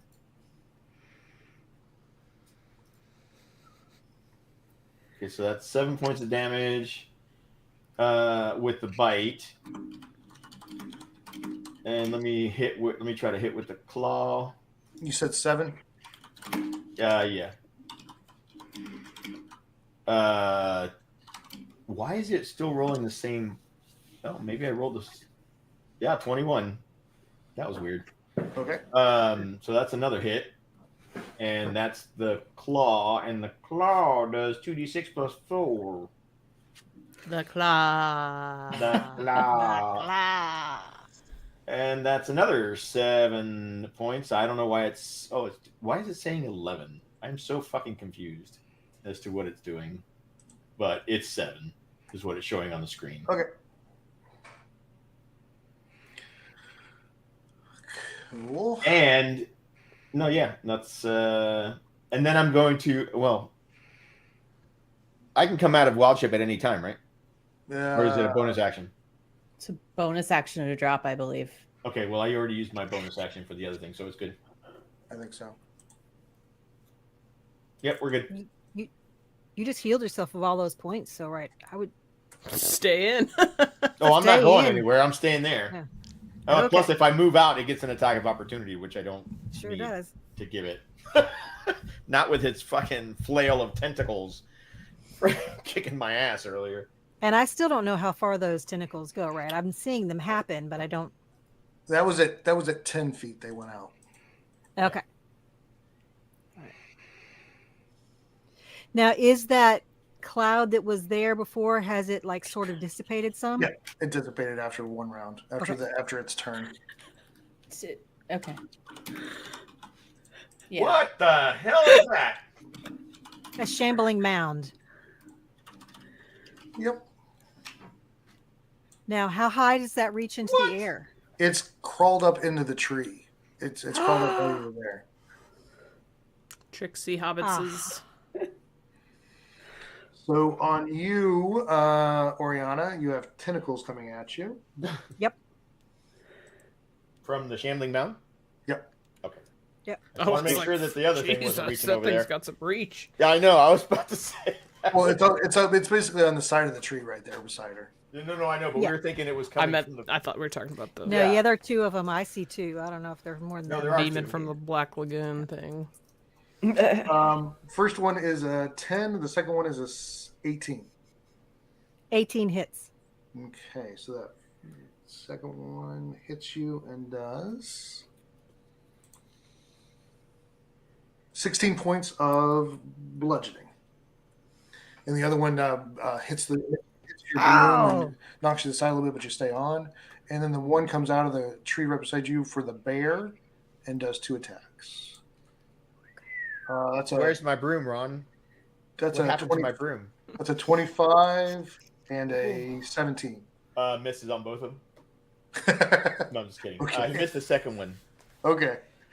Listen, 12 I'm points gonna of bluff bludgeoning. my way out of this. 12 points? 12 points of bludgeoning. Jeez. And now we're at Oriana. I'll fix my hit points in a moment. All right. All right. So give me a concentration save real quick. Constitution save. Okay.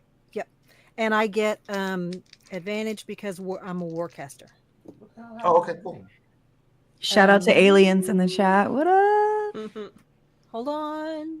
That is a 13 plus. You got it. Okay. All right. Yeah. All right. So, first thing I'm going to do is I'm going to bonus action healing word peril. You get 12 points of healing. Don't I get all of it? Yep, that's it. It's a 4 plus my 8. It's No. D4 plus my I mean, because of your beacon of Yes. hope, don't I get all my hit points?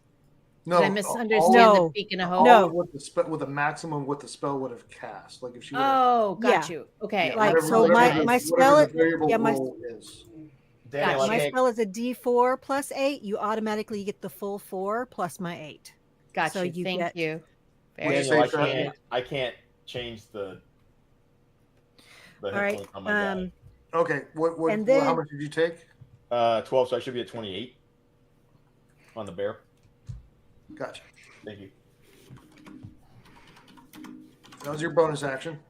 That was my bonus action, and then my action is going to be the cantrip Sacred Flame, and I am going to Sacred Flame this. No, you know what? This dude right next to me. No, it's got to be a cantrip.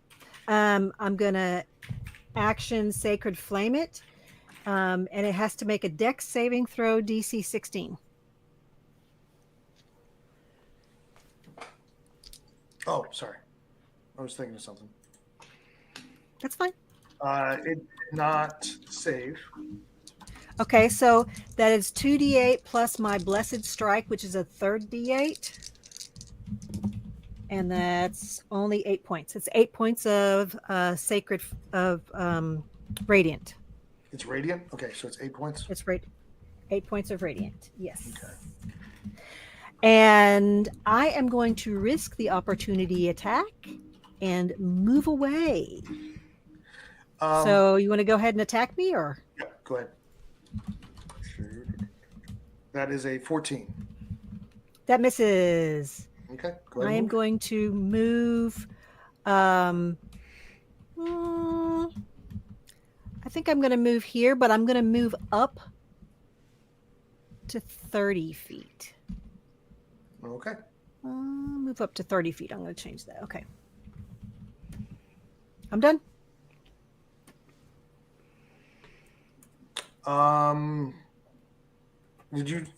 Did we need to fix your hit point? How much damage did you take? Yes, I'm doing that now. You're doing it now. Okay, I didn't know if you. I'm doing it now. I just didn't want to hold up my turn while I was doing that. Not a problem. I took 16 points. Yep. Okay. I'm down to 55. I'm looking at your message. My beast proficiency bonus is equal to mine. Would that be relevant for any of these throws? Does it say? I'd say we would count for most animals. We should probably count Constitution save as their proficient save. So yeah, you would add proficiency into the Constitution save. Okay, I'll do that next time. Thank you. Yeah, that's a good question. Okay, so we're back done with Oriana. We're back around to the lair action. He decided to take a break. It's a union thing. Weird, he fell asleep. Yep. Just good night. Narcoleptic. He's narcoleptic. And right here in this square, anything within that radius,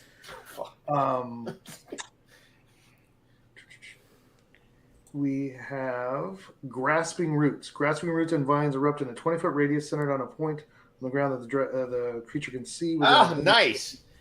That area becomes difficult terrain, and each creature there must succeed on a DC strength saving throw or be restrained by the roots and vines. Whoa. I have something to say to Lair on that. No. Yep. So this is a thing my land stride can help. Yes. With. Thank God. All right. Do I have to do that now, or Yes. when Everybody in that area needs to make the save. It's a strength saving throw, right? Strength saving throw, except for Symphonia, or except for Oriana, she's flying. Wait, do I need And to do make I it? get advantage because I'm still raging? No. Yeah. Yes. Yeah. And Symphandria also gets, Advantage. in addition, her 4. You also get the plus D4. Yeah, because I don't have to roll for that, do I? That was an ability where it doesn't affect you, right? Yeah. Yep, you're good. I that rolled is a 26. 26. Okay. I rolled a nat 20. Yeah. Here we go. We're back. I got a 24. You're good. What? Nice. Your beast needs to roll. Aw. Okay. Beastie. Come on, kitty. I wonder. He doesn't have everything that I have. Nope. Poop. He's got a 12, but not my proficiency bonus there. Right? Right. That sounds like rolling thunder. Just when a you do 12? that. I'm just gonna Oh, wait, no, he's got a modifier. Sorry. Plus 4, so 16. Ooh. 16 saves. Nice. Is that an owl mug? It was. What? Put that back up there. Oh, hold on, let me. That's amazing. Look, I got a new owl ring. Beautiful. And we are back down to the. Yes, and it's purple. So, how many times have we? Is this our third or fourth? Like going through the initiative. Oh. I want to say this is probably the third since Yeah, I was gonna say. I don't think it's 4. I haven't I done think anything. it's the top of the third. I have done It's nothing. the top of the third. Okay. Yes. The flower steps out a little bit further and attacks Peril and the bear. So we'll Bear's not there. Bear's not okay. 22 Peril and 22 hits. 20, and the bear is 25. That's a miss. It's gonna. It rolled really well that time. That's crazy. It rolled really well the first time too. Wild. Yeah. It's a wild rule. What is the damage? Okay. So, Peril, you take 9 and 11. And the bear, you And take. it's halved, correct? Yes, because it's, So it's bludgeoning. 10. Yeah. And I'm going to use Stone's Rest to mitigate that, Okay. which is 1d12 plus 4. Is it a total of 16? Like, does it negate it because of the Beacon of Hope? No, that's not healing. It's resistance. You're resisting the damage. You're not healing it. Okay, so I'll roll a d12. And the bear takes 9. And both of you need to make me a Constitution save. Okay, so So I'm at 20. No, 19. final damage was 4 for me. Okay.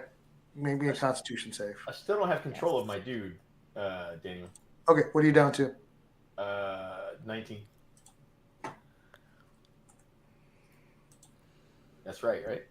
Yep, I believe so. Hey, Wolf Brother. What up, Wolf Brother? Need a con wait save to from see both you. Peril. Oh, con save, yeah. I hate con saves. 10. Okay. 13. You both take 14 points of poison. Okay, put me at 5. You guys notice the two that are closest. You notice that one of the bodies that is kind of pushing out, like you see, like an elbow and a part of a face. It just dissolves and disappears into the. And this thing seems to move a little bit. Like some of the leaves grow back. Gross. Yeah. There was a body inside of it? I missed Yes. it. There's They were lit. multiple bodies inside of it. You can see. Yeah. One of them disappears and it regenerated some. Oh, no. What? It's consuming the parts to heal itself. Peril. Yeah. Yet. Again, I would like to rage frenzied. Yep. Go for it. So I'm rolling with advantage.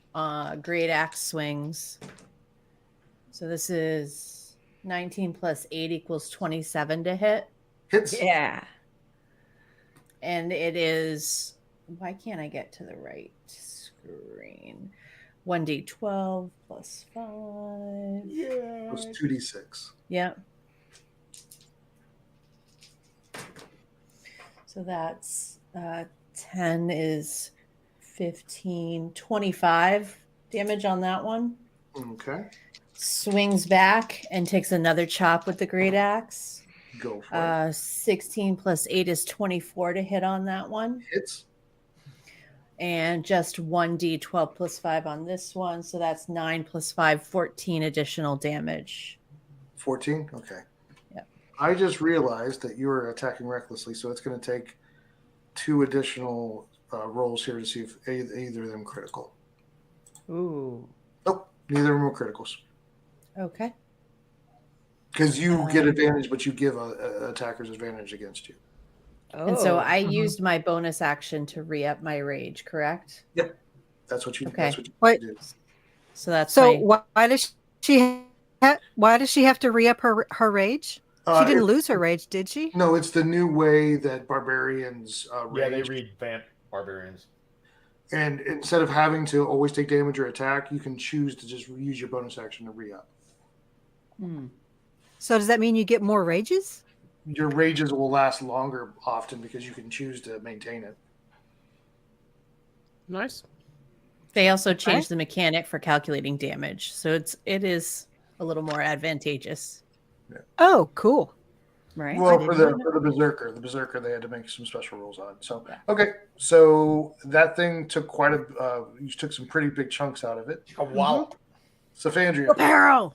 you are no longer incapacitated. Yes. Thank God. That went away. Perfect. I'm gonna shoot it with my longbow. Okay. Get it. Okay. Finally. Get it. Plus a 10. And I add a d4 to this? Yes, because of your plus. Yep, your heroic. 21. You're And I heroic. think that's it. 21. Hits. All right, I'm not even going to try to roll damage by myself, so we're just going to click it. That's a good idea. And then that's a 12. 12 Plus what? piercing, No, 3. that's only to hit. Oh, sorry, 12 piercing, 3 psychic. I got you. Sick. And then I'm going to do it again. Okay. Longbow, bam. Normal. 18. Oh, shoot. Plus 4. Or, sorry, plus the 1d4, which is a 2, so that's a 20. Hits. All right, we're... This thing is not hard to hit. That's a 12 piercing and 2 psychic. Yeah.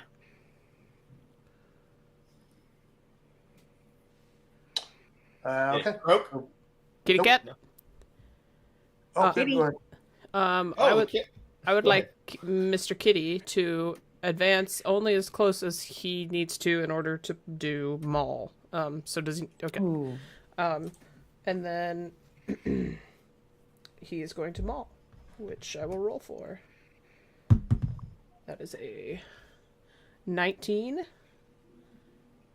Hits. Perfect. And so the damage is 1d8 It's an emotional damage, plus Kitty. 4 plus Yeah, really. the spell's Go hard. level and piercing damage. So 1d8. Where's that?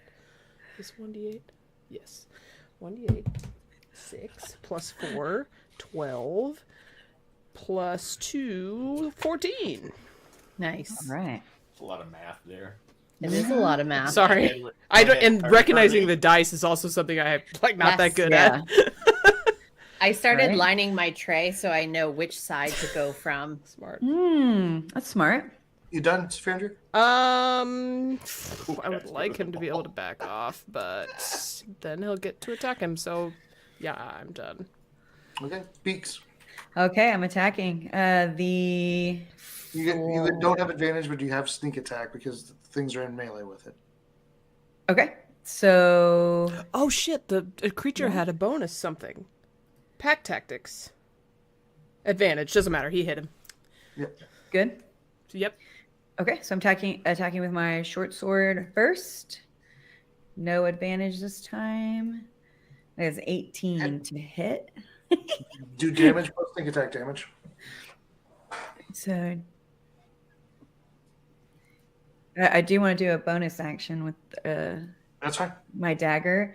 So that's 19 total for sneak attack and short sword. Get it. And then psychic dagger. 18. Yes. And damage on that. 1. Nice. It's but the nice thing, it's only weapon damage, but it's still, if you didn't hit with your other ones, you could still get sneak attack with it. So Okay. that's the nice thing about that, is it gets a second chance if you miss on your first one to get sneak attack. So. Okay. Okay. Okay. Treon. We've almost taken them out, you guys. Do you see that? Using my second 4th level slot to get my 32 hit points back. Oh my. Wow. So let's put me at 37, please. Wow. And bite and claw. Yeah, if you step up, you'd be able to flank with peril. I don't think you're quite in a flank position yet, but if we did right there, you guys could flank.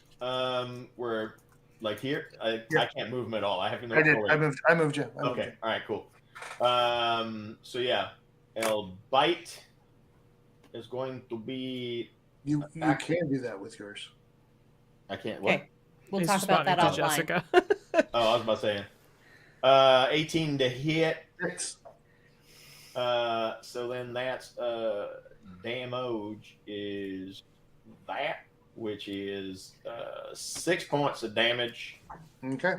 With the bite, and now I'm going to claw. It actually falls inert when you do that.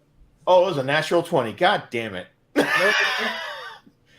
I'm gonna freaking I'm gonna slash it while it's down. You could turn around and hit the shambling mountain right behind. All right. All right, sweet. I can spin and hit it with a 20 with a claw. That's fine. Go for it. So that's double damage, right? Yep. Double dice. Okay, so it's 2d6. So that's all right. So that's 6 plus. It says 6 plus 4, so it should have been 10. Well, it should be 10 because it's double damage. Yeah. Okay, so 10. Yep. Okay. Oh, that did nothing. Did nothing. Shoot. Mounds. Okay. That one moves up right beside you here, and we'll do 2 tentacle attacks at you. I gave tentacle attacks at the office. Gotcha. 19 and a natural 20. That's not. No, see, what happens is that I got. Yeah. God damn it. Yeah. So what was it? 19 and a 20, you said? Yeah. So my AC is 19. So you 19 should- hits it, beats it. The good thing is you do not get engulfed because you're a large creature. Yay. So that's good news. That's great news. You are a large creature. I'm trying to work on that. 12 bludgeoning and wow, 17 bludgeoning. 12 and 17. Mm-hmm. That's 29. So I'm back down to 6. Jeez. No, I'm down to 8. Sorry, not 6, 8. My bad. Was your total 40 to begin with? No, it was 37. Okay, so what's the so damn that one name? attacks you, and the other one dropped down and is Did I get that moving right? towards peril. Uh, Oriana. Okay. Shoot. I'm going to guiding bolt the one that is over there by the bear. Okay. Shambling mound by the bear. Gotcha. Now I still see a little bit on the health bar of the big thing. Yeah. Did you say it just went? It just went inert, is what I said. Oh. Inert. It stopped moving. It stopped moving. Okay, so I don't know that it's going to do anything else. So I am going to guiding bolt the one on the right. So that is 46 plus my 8d8 for a blessed strike. Oh no. Wait, guiding bolt. Is that fire or electricity? Guiding bolt is not an attack. Okay. Guiding bolt. Not a weapon attack. Yeah, actually, it is. It says on a hit. It's Oh, I thought it was- arranged. I thought it- It's a ranged spell attack. I thought it had to be a melee attack. Ooh. The damage is fine, but you get your blessed attack. No, it's not melee. It's no. Were you talking about my blessed strike? Blessed strike. Remind me No. what the blessed strike is. Oh, does it have to be with? No, I think my blessed strike adds to any can. Oh, it's any cantrip. That's right. It's a melee. It's a melee attack, I think, or a cantrip. Okay. You're right. So I can't add that to this. Got it. Yeah, I'll check because on that again, but we'll just not use it this time. Because So because I have because to think roll to hit. Yeah, we allowed it on a spiritual weapon because a spiritual weapon is a melee attack. It's a weapon attack, so. Right, on the spiritual weapon. But it's all I also have it on my cantrips. Okay. That's fine. And this is not a cantrip. So that is a 22 to hit. Hits. Okay, and so it's 46. Oh, that's good. That is 18. When you said 46, I thought that was the damage. 40. 46. 46? No. 46. It's 4. I was like, I want that attack. Yeah. Are you doing anything else, Oriana? And this is no, and so the next attack on that gets advantage. Gotcha. No lair action goes off. And then the flower Does the flower still go off if he's inert? You see more of those bodies dissolve inside the member split, and it reacts. He had snaps. And Yep. Yep. Wait a second. Let me see what. So am I gathering? Are the shambling mounds giving the thing bodies? Is that what's happening? No, it had it inside of them. The thing has bodies, not the shambling mounds. Bodies Okay. inside of its Okay. body. Yes. Sorry. Or body parts. Roger. Yay. Snacks. Yeah. It's got snacks. Just a bag of Cheez-Its. Cheez-Its. I love me some Cheez-Its. Okay, and then it attacks. Wow, so eating its snacks is just a bonus action, huh? Must be nice. Is it a bonus action? The highest, or let's see. So the 2 attacks on peril. The highest one is a 19. Meats. Meats. Okay, so you do take that one. So Arby's. Wow. 10 points, but that's bludgeoning, so it's halved. And then the bear. No, bear's not there, man. The bear. Dave's not there, man. The bear is a 14. I think that hits. No, he missed. The bear is lower AC than you are, probably. Oh yeah, hold on. I'll tell you what it is. How many points did you take? I'm Peril? I'm just 5. I am no longer wild shape. 6 points. I took 6 points. Mm-hmm. Hey, didn't you have 8? I had 8, so yeah, I guess I have 2 left. Okay. Jeez, what in the world? So I did not come out of bear shape. Can I take that for him? Yes. Using flowering vine. Do you need to do that with where you're at too? Like, I got you next turn. I don't have flowering vine. Yeah, so. he doesn't have to have it too. okay. Yeah, he didn't have that. He didn't have that effect on him. I think that that's a decent use of flowering No, vine. but right it now. won't work because I It don't won't have work. That was Oh. Grim that had the flowering vine. it. Yeah. Oh. No, I my think bad. you could. I thought you could use it on anyone. No, it was anybody that had the flowering vine. Oh, you can That- only that use it on one of the other tattoo. people. Really, with the feathers? Grim. Okay. That was kind of heartbreaking. Okay. Peril saw the thing snack down, got just as pissed off as she was before. I am raging, frenzied, and I'm going back in for more to try and kill this little shop of horrors. You really should see somebody about your anger issues. is all I'm Probably saying. not. I think they're So- great. No, Probably rage. not. Rage. She's like, probably. 27 to hit. All right. Nice. Hits. Get him. So that's a 4, 5, 9 plus 15. 15 points. Yeah. Okay. And swing number 2. Swing, bada, bada, bada, swing. This one's 27. Ooh. 4 plus 5, 9 damage. Okay. You got on base. That was good. Symphonia.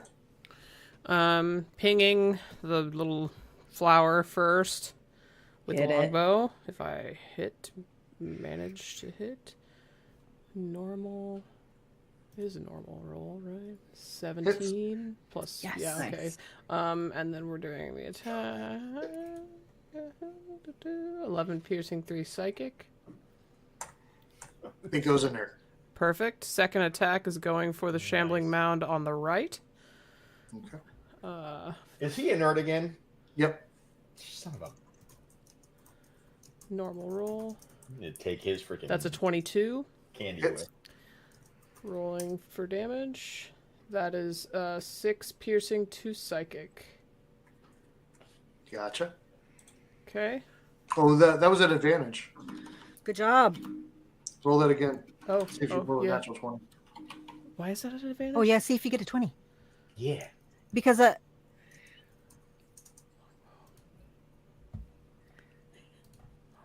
Yeah, why is it an advantage? That was a. Because of the guiding bolt, it was glowing. because of the guiding bolt. Oh, Yeah. okay. It was just another 20. Yep. but not a Just. nat 20. Sorry. Nope. Okay. Dirty 20. So kitty cat time. Yep. He is going. So give me a.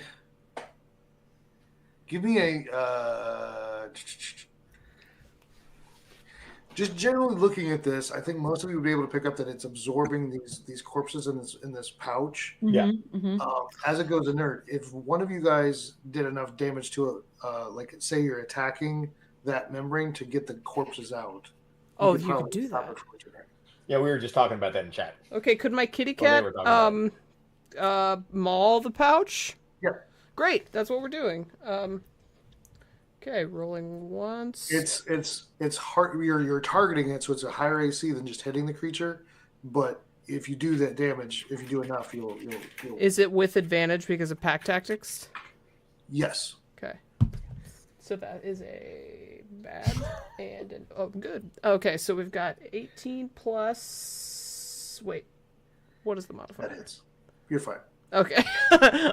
Great. And then the damage is 1d8 plus. Wow. Pause the damage. 5 plus. It's the damage is a 7. Okay, so take 7. Okay, you ripped a gash in it, and some of that just oozes out. You see one arm flop out, and it just hangs there. Great. Not enough, but you did damage, and you're starting to damage that pouch. Okay. Kitty cat's gonna stay there. Okay, Beaks. So with the type of damage we're trying to do, is psychic damage even? It would not do anything right now to it. No. Okay, so I also have a short bow. But you can attack the shimmering mounds too. But yeah, the short bow would work. You could do that. Short bow is, yeah, let's do it. I'm gonna do the short bow. What is your, if you add, because you just added nature, what is your nature roll? Like if you just rolled 10 plus, like your passive nature. So 10 plus whatever what would you add? So you 16. You realize with this new knowledge that you just did that they were mistaken, that the corpse flower in the middle was not the one resistant to lightning. It was the shambling mounds. Shambling mounds are resistant to lightning. This thing was not. So you're aware that you shouldn't use lightning on those. It would have been okay on the one in the middle. So we can, okay, so I would relay that information to those connected to me psychically. So it was a mistake. The legend was wrong that you had gotten. Oh, about the lightning? Yeah, the lightning was actually the shambling mounds that fought for it. Oh, so we can't hit the shambling mounds with lightning. Yeah. You can't. Okay, so that should be helpful, hopefully. Mm-hmm. Okay. So go ahead with your short bow. Okay. Thank you for that. It's an advantage because it's not moving, but it is advantage. Yeah. Nice. But it is higher because you're aiming for the pouch. Okay. Okay, so I got 16. Yep, that hits. And my action. Oh, so I need to do damage for that. 5. And I'm going to do it again. Plus sneak attack. Thank you. And that's normal, not advantage. No, sneak attack is just damage. Oh yes. I think I hit the wrong thing. Hold on. 19. Okay, so the angle of this short bow comes in just the right angle, like the claw mark that caused the arm to flop out. It just catches right along the edge and just rips this thing from the top down, and it just goes diagonally across this huge membrane pouch, and just 4 bodies of Cloerans that have been partially dissolved just fall at the feet of the bear, and the thing just starts to disintegrate now. Nice. And the 2 shambling mounds go dead as they just start to disintegrate as well. Fuck yeah. We're getting fucked up tonight. As it's disintegrating, I'm like trying to see if I can grab leaves, I think. Because I'm convinced we need leaves for ink. This is the one you need to find so many flowers. There's I think it's the orange flowers that grow on it. Is it orange flowers? Oh, okay. I think it's orange. So I'm not in the psychic link, so I'd be like, grab as many flowers as you can before it's all gone. Can I run forward and grasp flowers? That would be a investigation to find them and a nature to pull them off. Can we all kind of respond that way at this point? Yeah. So you said investigation and nature? Yep. All right, can I come out of wild shape? Yep. What does that do to my hit points? You go back to your normal. You had 2 left over. Does the 1d4 count for do you mean I the had 2 left investigation? Good. Hold on. Tavern, you had 2 left over, so you didn't take any to yourself. So you Okay. go back to your normal. So, all right. Sorry, Savandra, what'd you say? Does the 1d4 count for investigation? And Nope, that's attacks and saves. LOL. All right, Okay, I gotta. investigation, you said. I got a 12 investigation and a 9 nature. Oh, I haven't even rolled. Okay. I got a 15 investigation and a I got a 21 3. nature. Woo! 15 and a 24. Okay. I got a 4 investigation. Okay, let's start at the top. So Beaks was a 12 investigation and 9 nature. You find a couple of flowers you could do, but the first one you pull off fades away. It just disintegrates. You're not able to utilize it. Peril, what did you roll? You were next. I feel like it was a 15 investigation, It was. and then it was a 14 plus 7, so 21 nature. Okay, roll me a d4. No. And it begins. 1. You were able to pull off 1 flower. Dang it. I think Oriana was next. Are you trained in nature? Am I trained in nature? I don't think so. Yeah. So Nope. this is gonna be I'm harder. trained in medicine. I'm trained in medicine, not nature. I was trained in nature. Would medicine help? I'll let you try it with medicine. It'll be higher because you're used to making medicines and doing that stuff. So yeah, I'll let you do it. But it'll just be a little higher. Okay. It's only a 12 for medicine. Okay. You break one off and it continues to disintegrate in your hand. Okay. Treyon, you find a couple to work with, and a 24 easily does it. Roll me a d6. 3. 3. Okay, you now have 4 total flowers. Is there anybody else that has nature? I have Andrew hasn't nature, gone. Yeah. but my investigation was 5. Okay, you think you found one that could work? Give me what was your nature? My nature was 13. 13. Okay, roll me a d4. 4. 4. Yeah, you're able to get 4 extra flowers, so you have 7. How many do we need?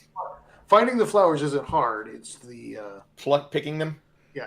So you have 7. You have 7 total flowers now. How many do we need? 5? I thought we had 4 already, and that we got 4 more. I think she rolled a 4. No, but did we have 4 before she had? We did. We have 8. Yeah. We have 8. Who was to hold the flowers? I can. I'm trained in nature, so I'm assuming I can pack them safely, unless You're Treyon muted. thinks he's Daniel, better. you're muted. No, I didn't say anything. He's not. He's not muted. Oh, okay. I thought you were saying something. I'm gonna, if it's okay, like gently, safely hand it over to Peril. My 4. Oh yeah. Okay. You don't have to be super careful with it, but yeah, give me a nature to store them. Okay, and I am trained in that, so do I get advantage on that? Nope. You just have a better chance. Can I assist her Yes. for advantage? Mhm. Woo. Okay, 14 plus 7, 21. Okay. You could also roll guidance. You can give her guidance because you know she's doing this. I'm just saying guidance is a. I could tap you and give you She's guidance. obviously doing a task that you can guide. Yeah. That's a D4. Is that like backseat driving? Yeah. When you guide somebody? I think you're just No. The other pedal. hyping them up, like you got Okay. this. So Yeah. I did happen to get a 4 on the D4 guidance Yeah, situation, nice. which brings it up to 25. I'm looking through the notes, and I don't think I have written down how many flowers we needed to do this.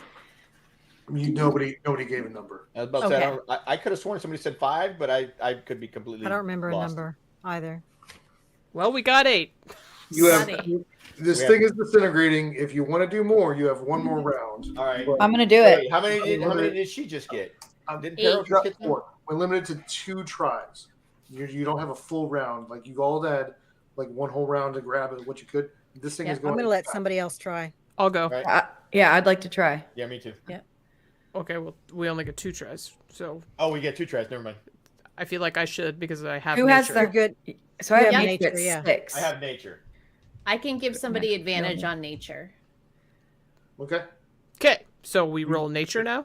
You're choosing one. If there's another nature, so Beaks, you could assist somebody or.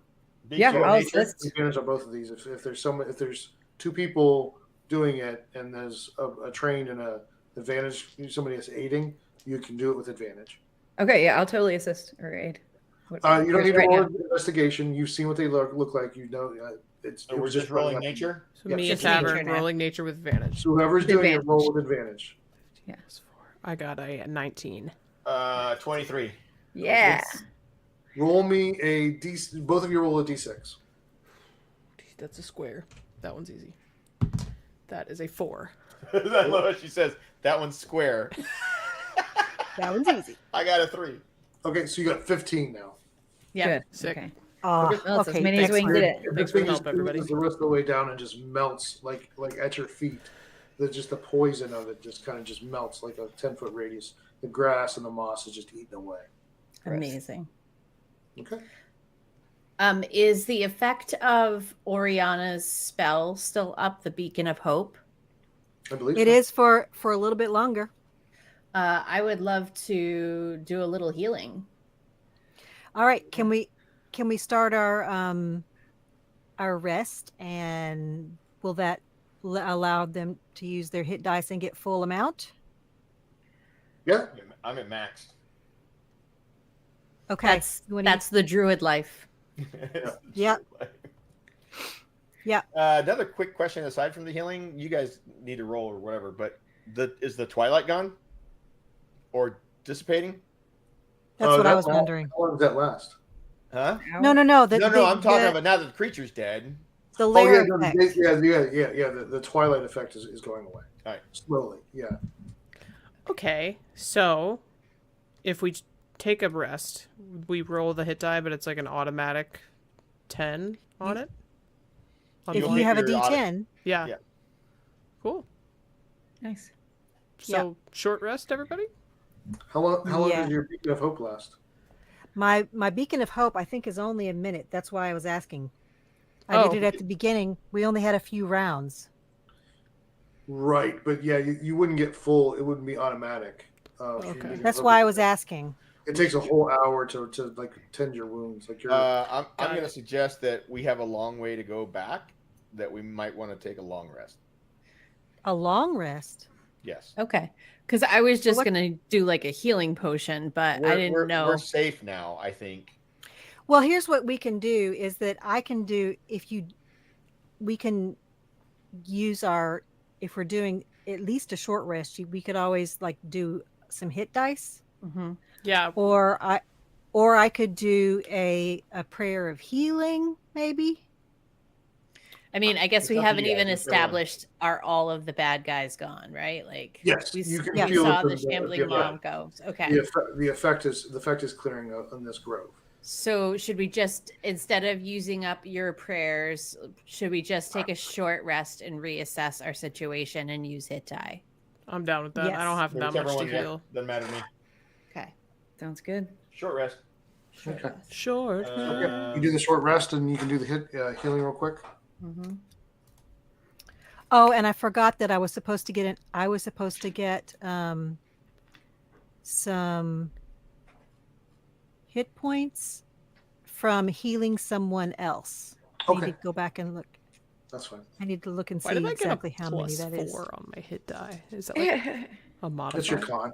Is your con modifier? Oh, sick. Okay. Yeah. Good job. 88. Okay, so you guys can do the hour rest. Actually, you figure out from the direction that you left and came back, you're actually closer to the entrance here than you were from the mistress of the tower. You're only about an hour and a half, 2 hours away from the entrance to the Verdancy. Oh my. Well, I guess we don't. So we can have go to- back there and rest. Yeah.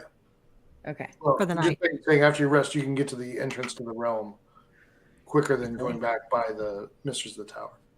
Because the reason we needed those flowers, it wasn't like anything for her. It was for our Nope. quest, right?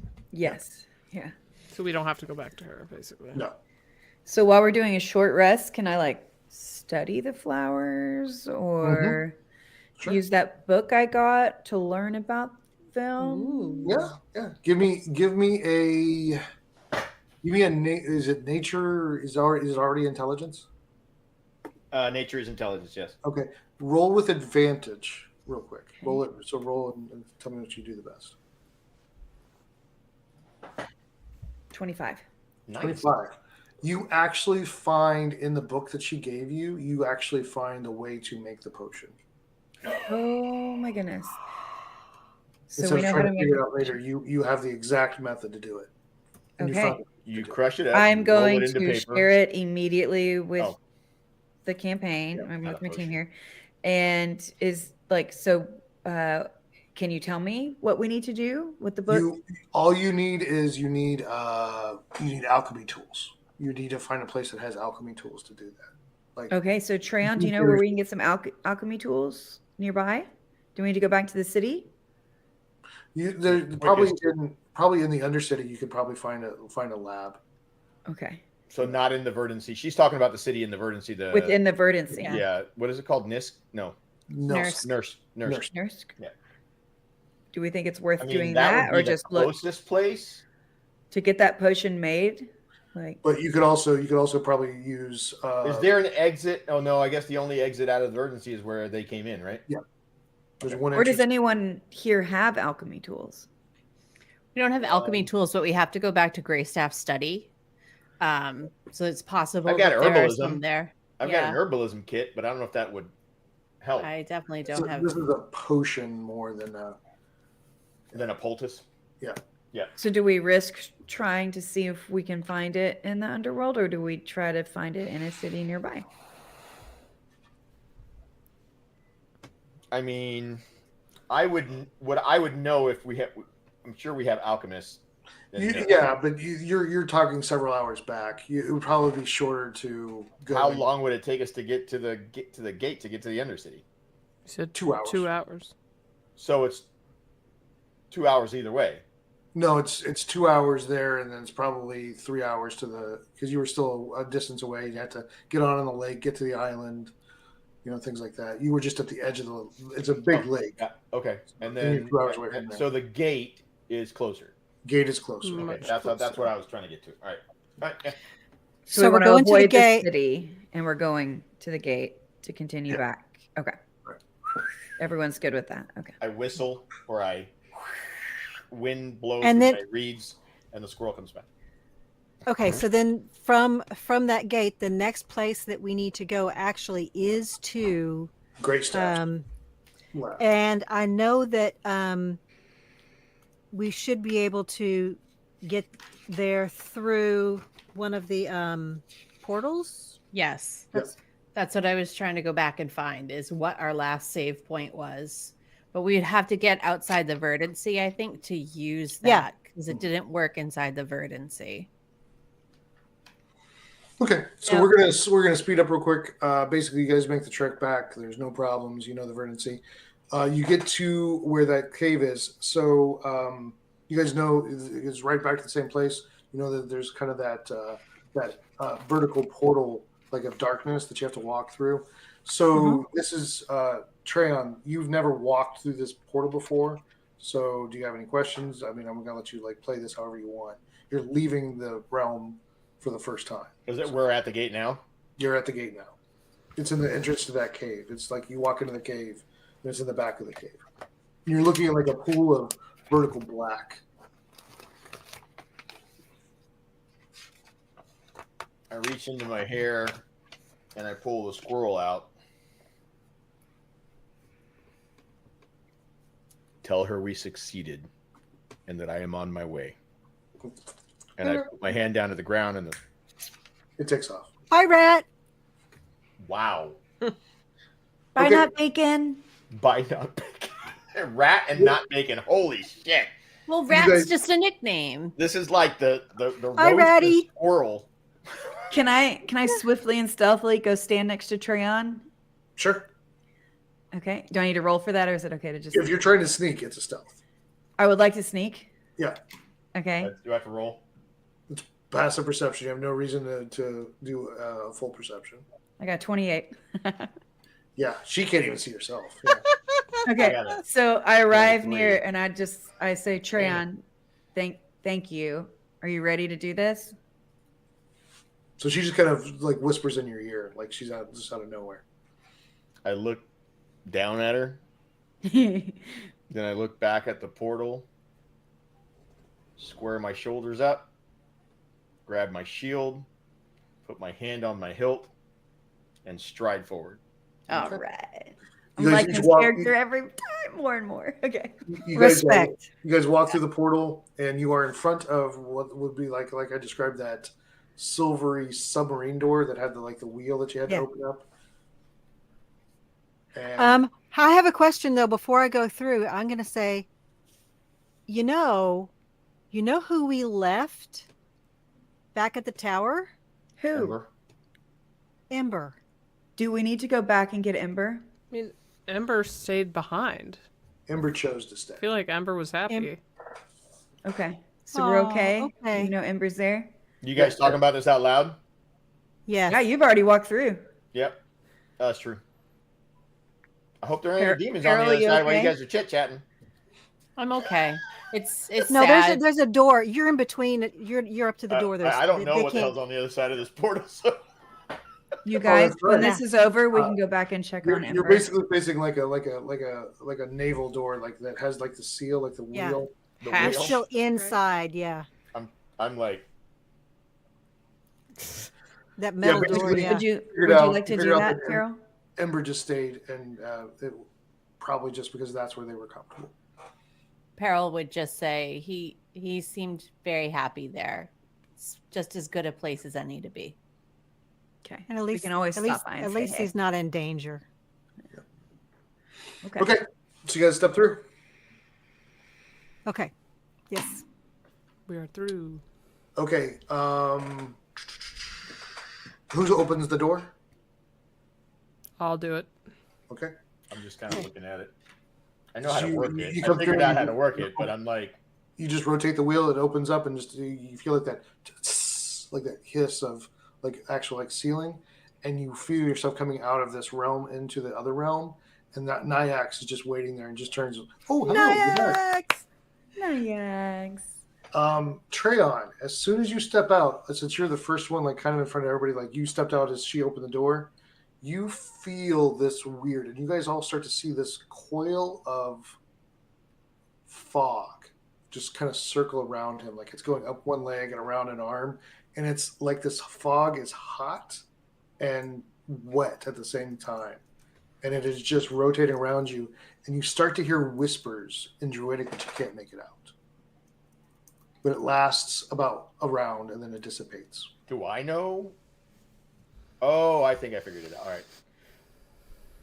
Would my nature help understand what's happening there? You can roll. You said roll? Okay. Yep. If it's Druidic, I might figure it out. What's happening, right? And I have the book of Arcana Biology. No, that won't help with So this. no advantage, nothing. Okay, just right here. Okay. 8. Me. It just all surprised you. It kind of happened really fast. It just looked like this fog, but to you felt heat and moistness to it. It wasn't burning, but there was a heat to it. But the rest of you just saw this weird fog just kind of circle him for a second, and you were the only one that heard whispers in Druidic, but it was so low you couldn't. Me or you? Meeks? Me? I did. No, you did. Treon, you okay? I don't think I'm connected any longer. Oh. Is that what I'm feeling? I don't know. What do you want to do?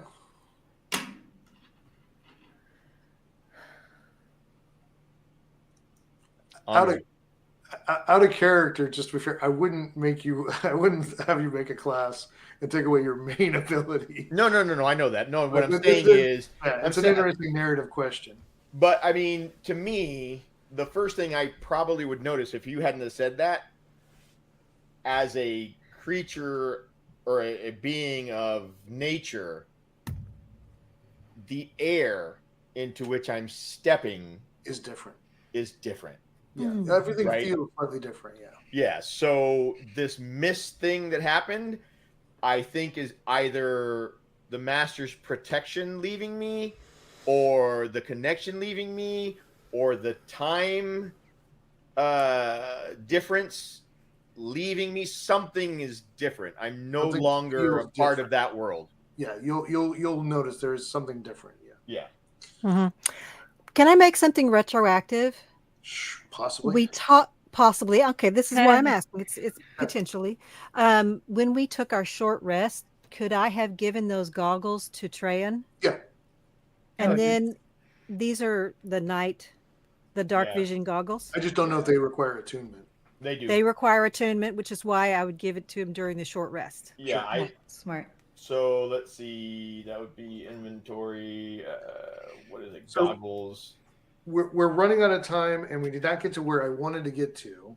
So I will need to talk to Kritter about this Goggles of night later, because I had a plan for that. So let's talk about it. But Nyax says Velsion wants to meet with you first before you go to the next task, and they want to take you.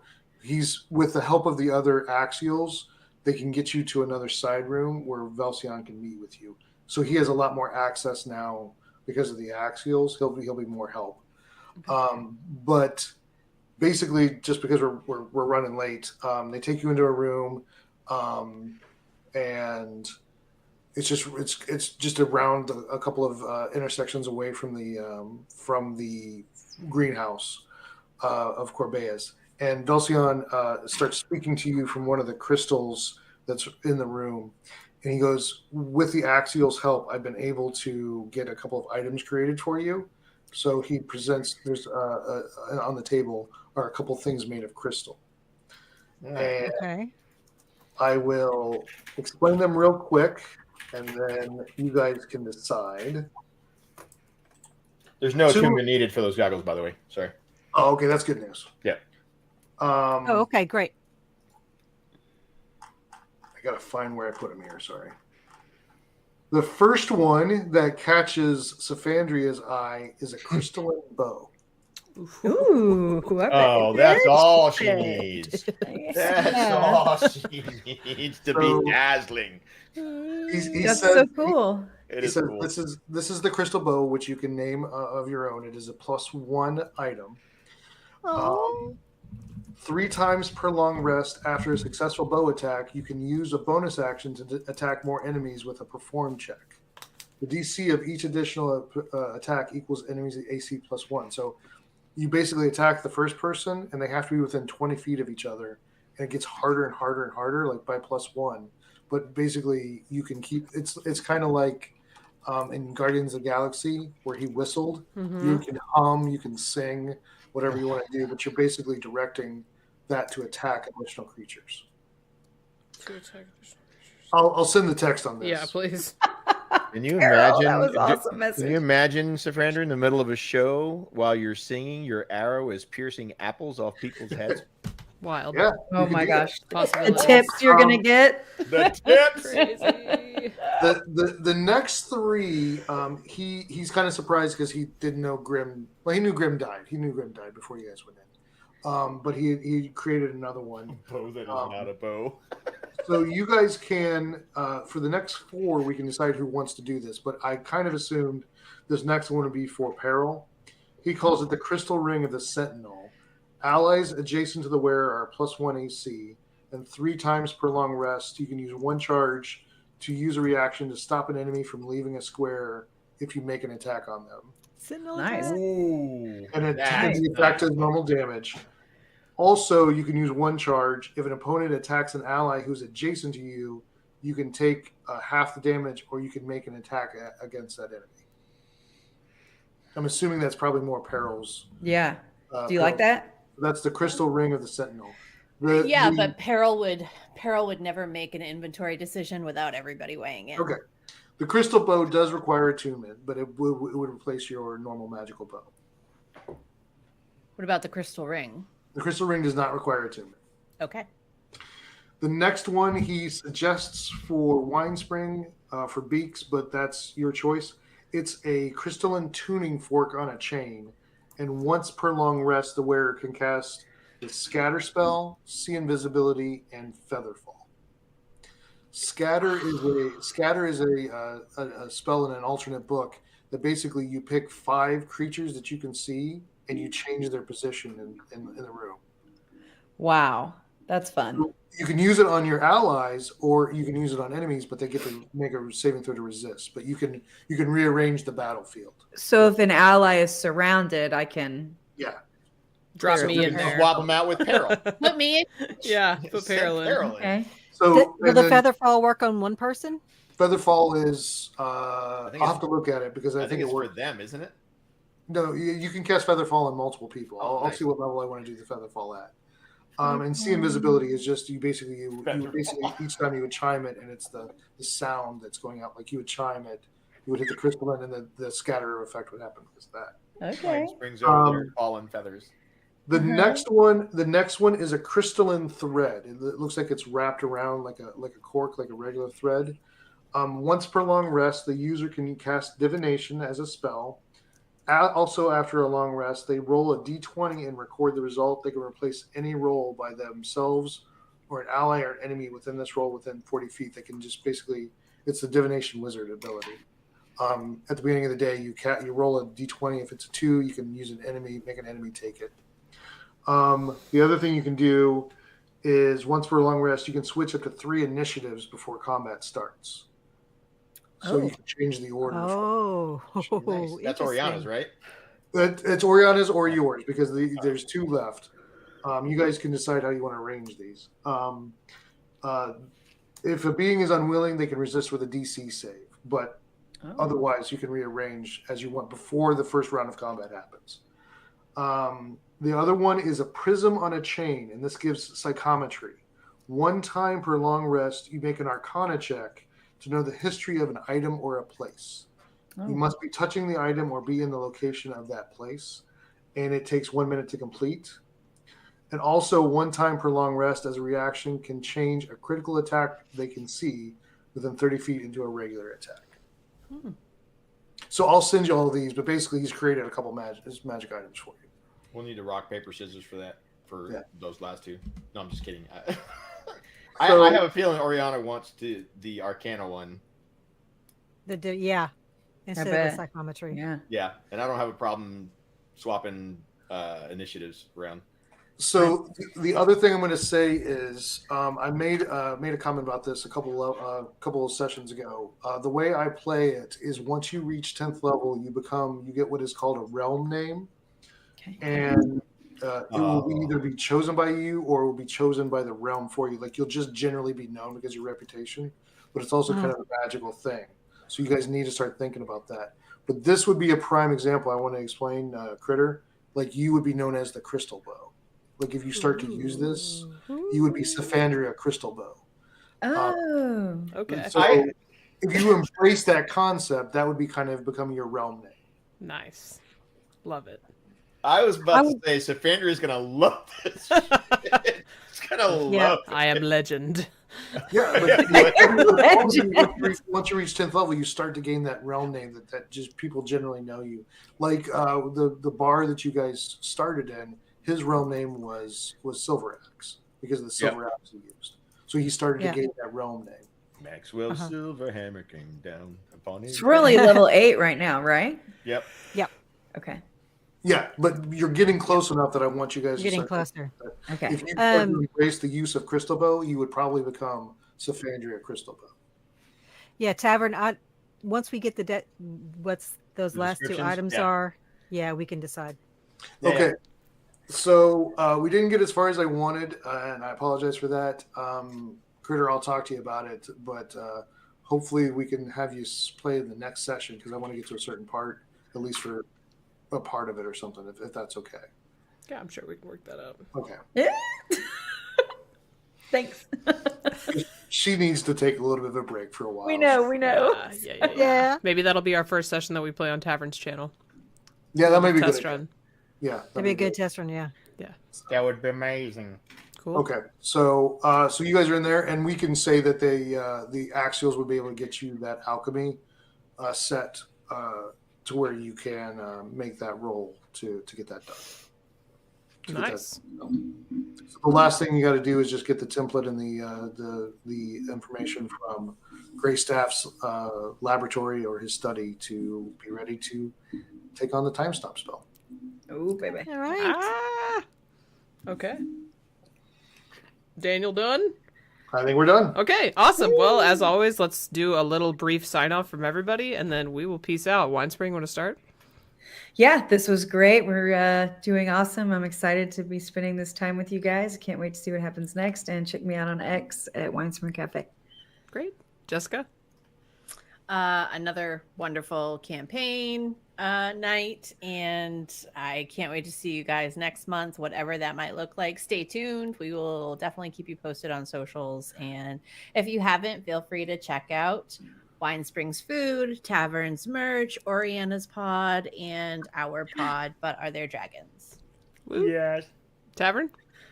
At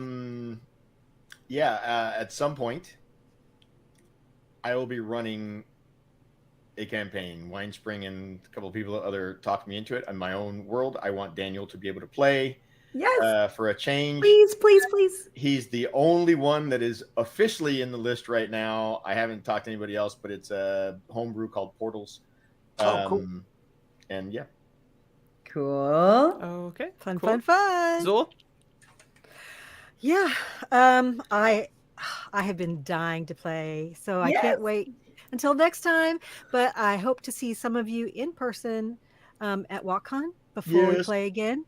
Ooh. And please go ahead and check out at Delvers of Time on Twitter, and it's Delving the Chronicles.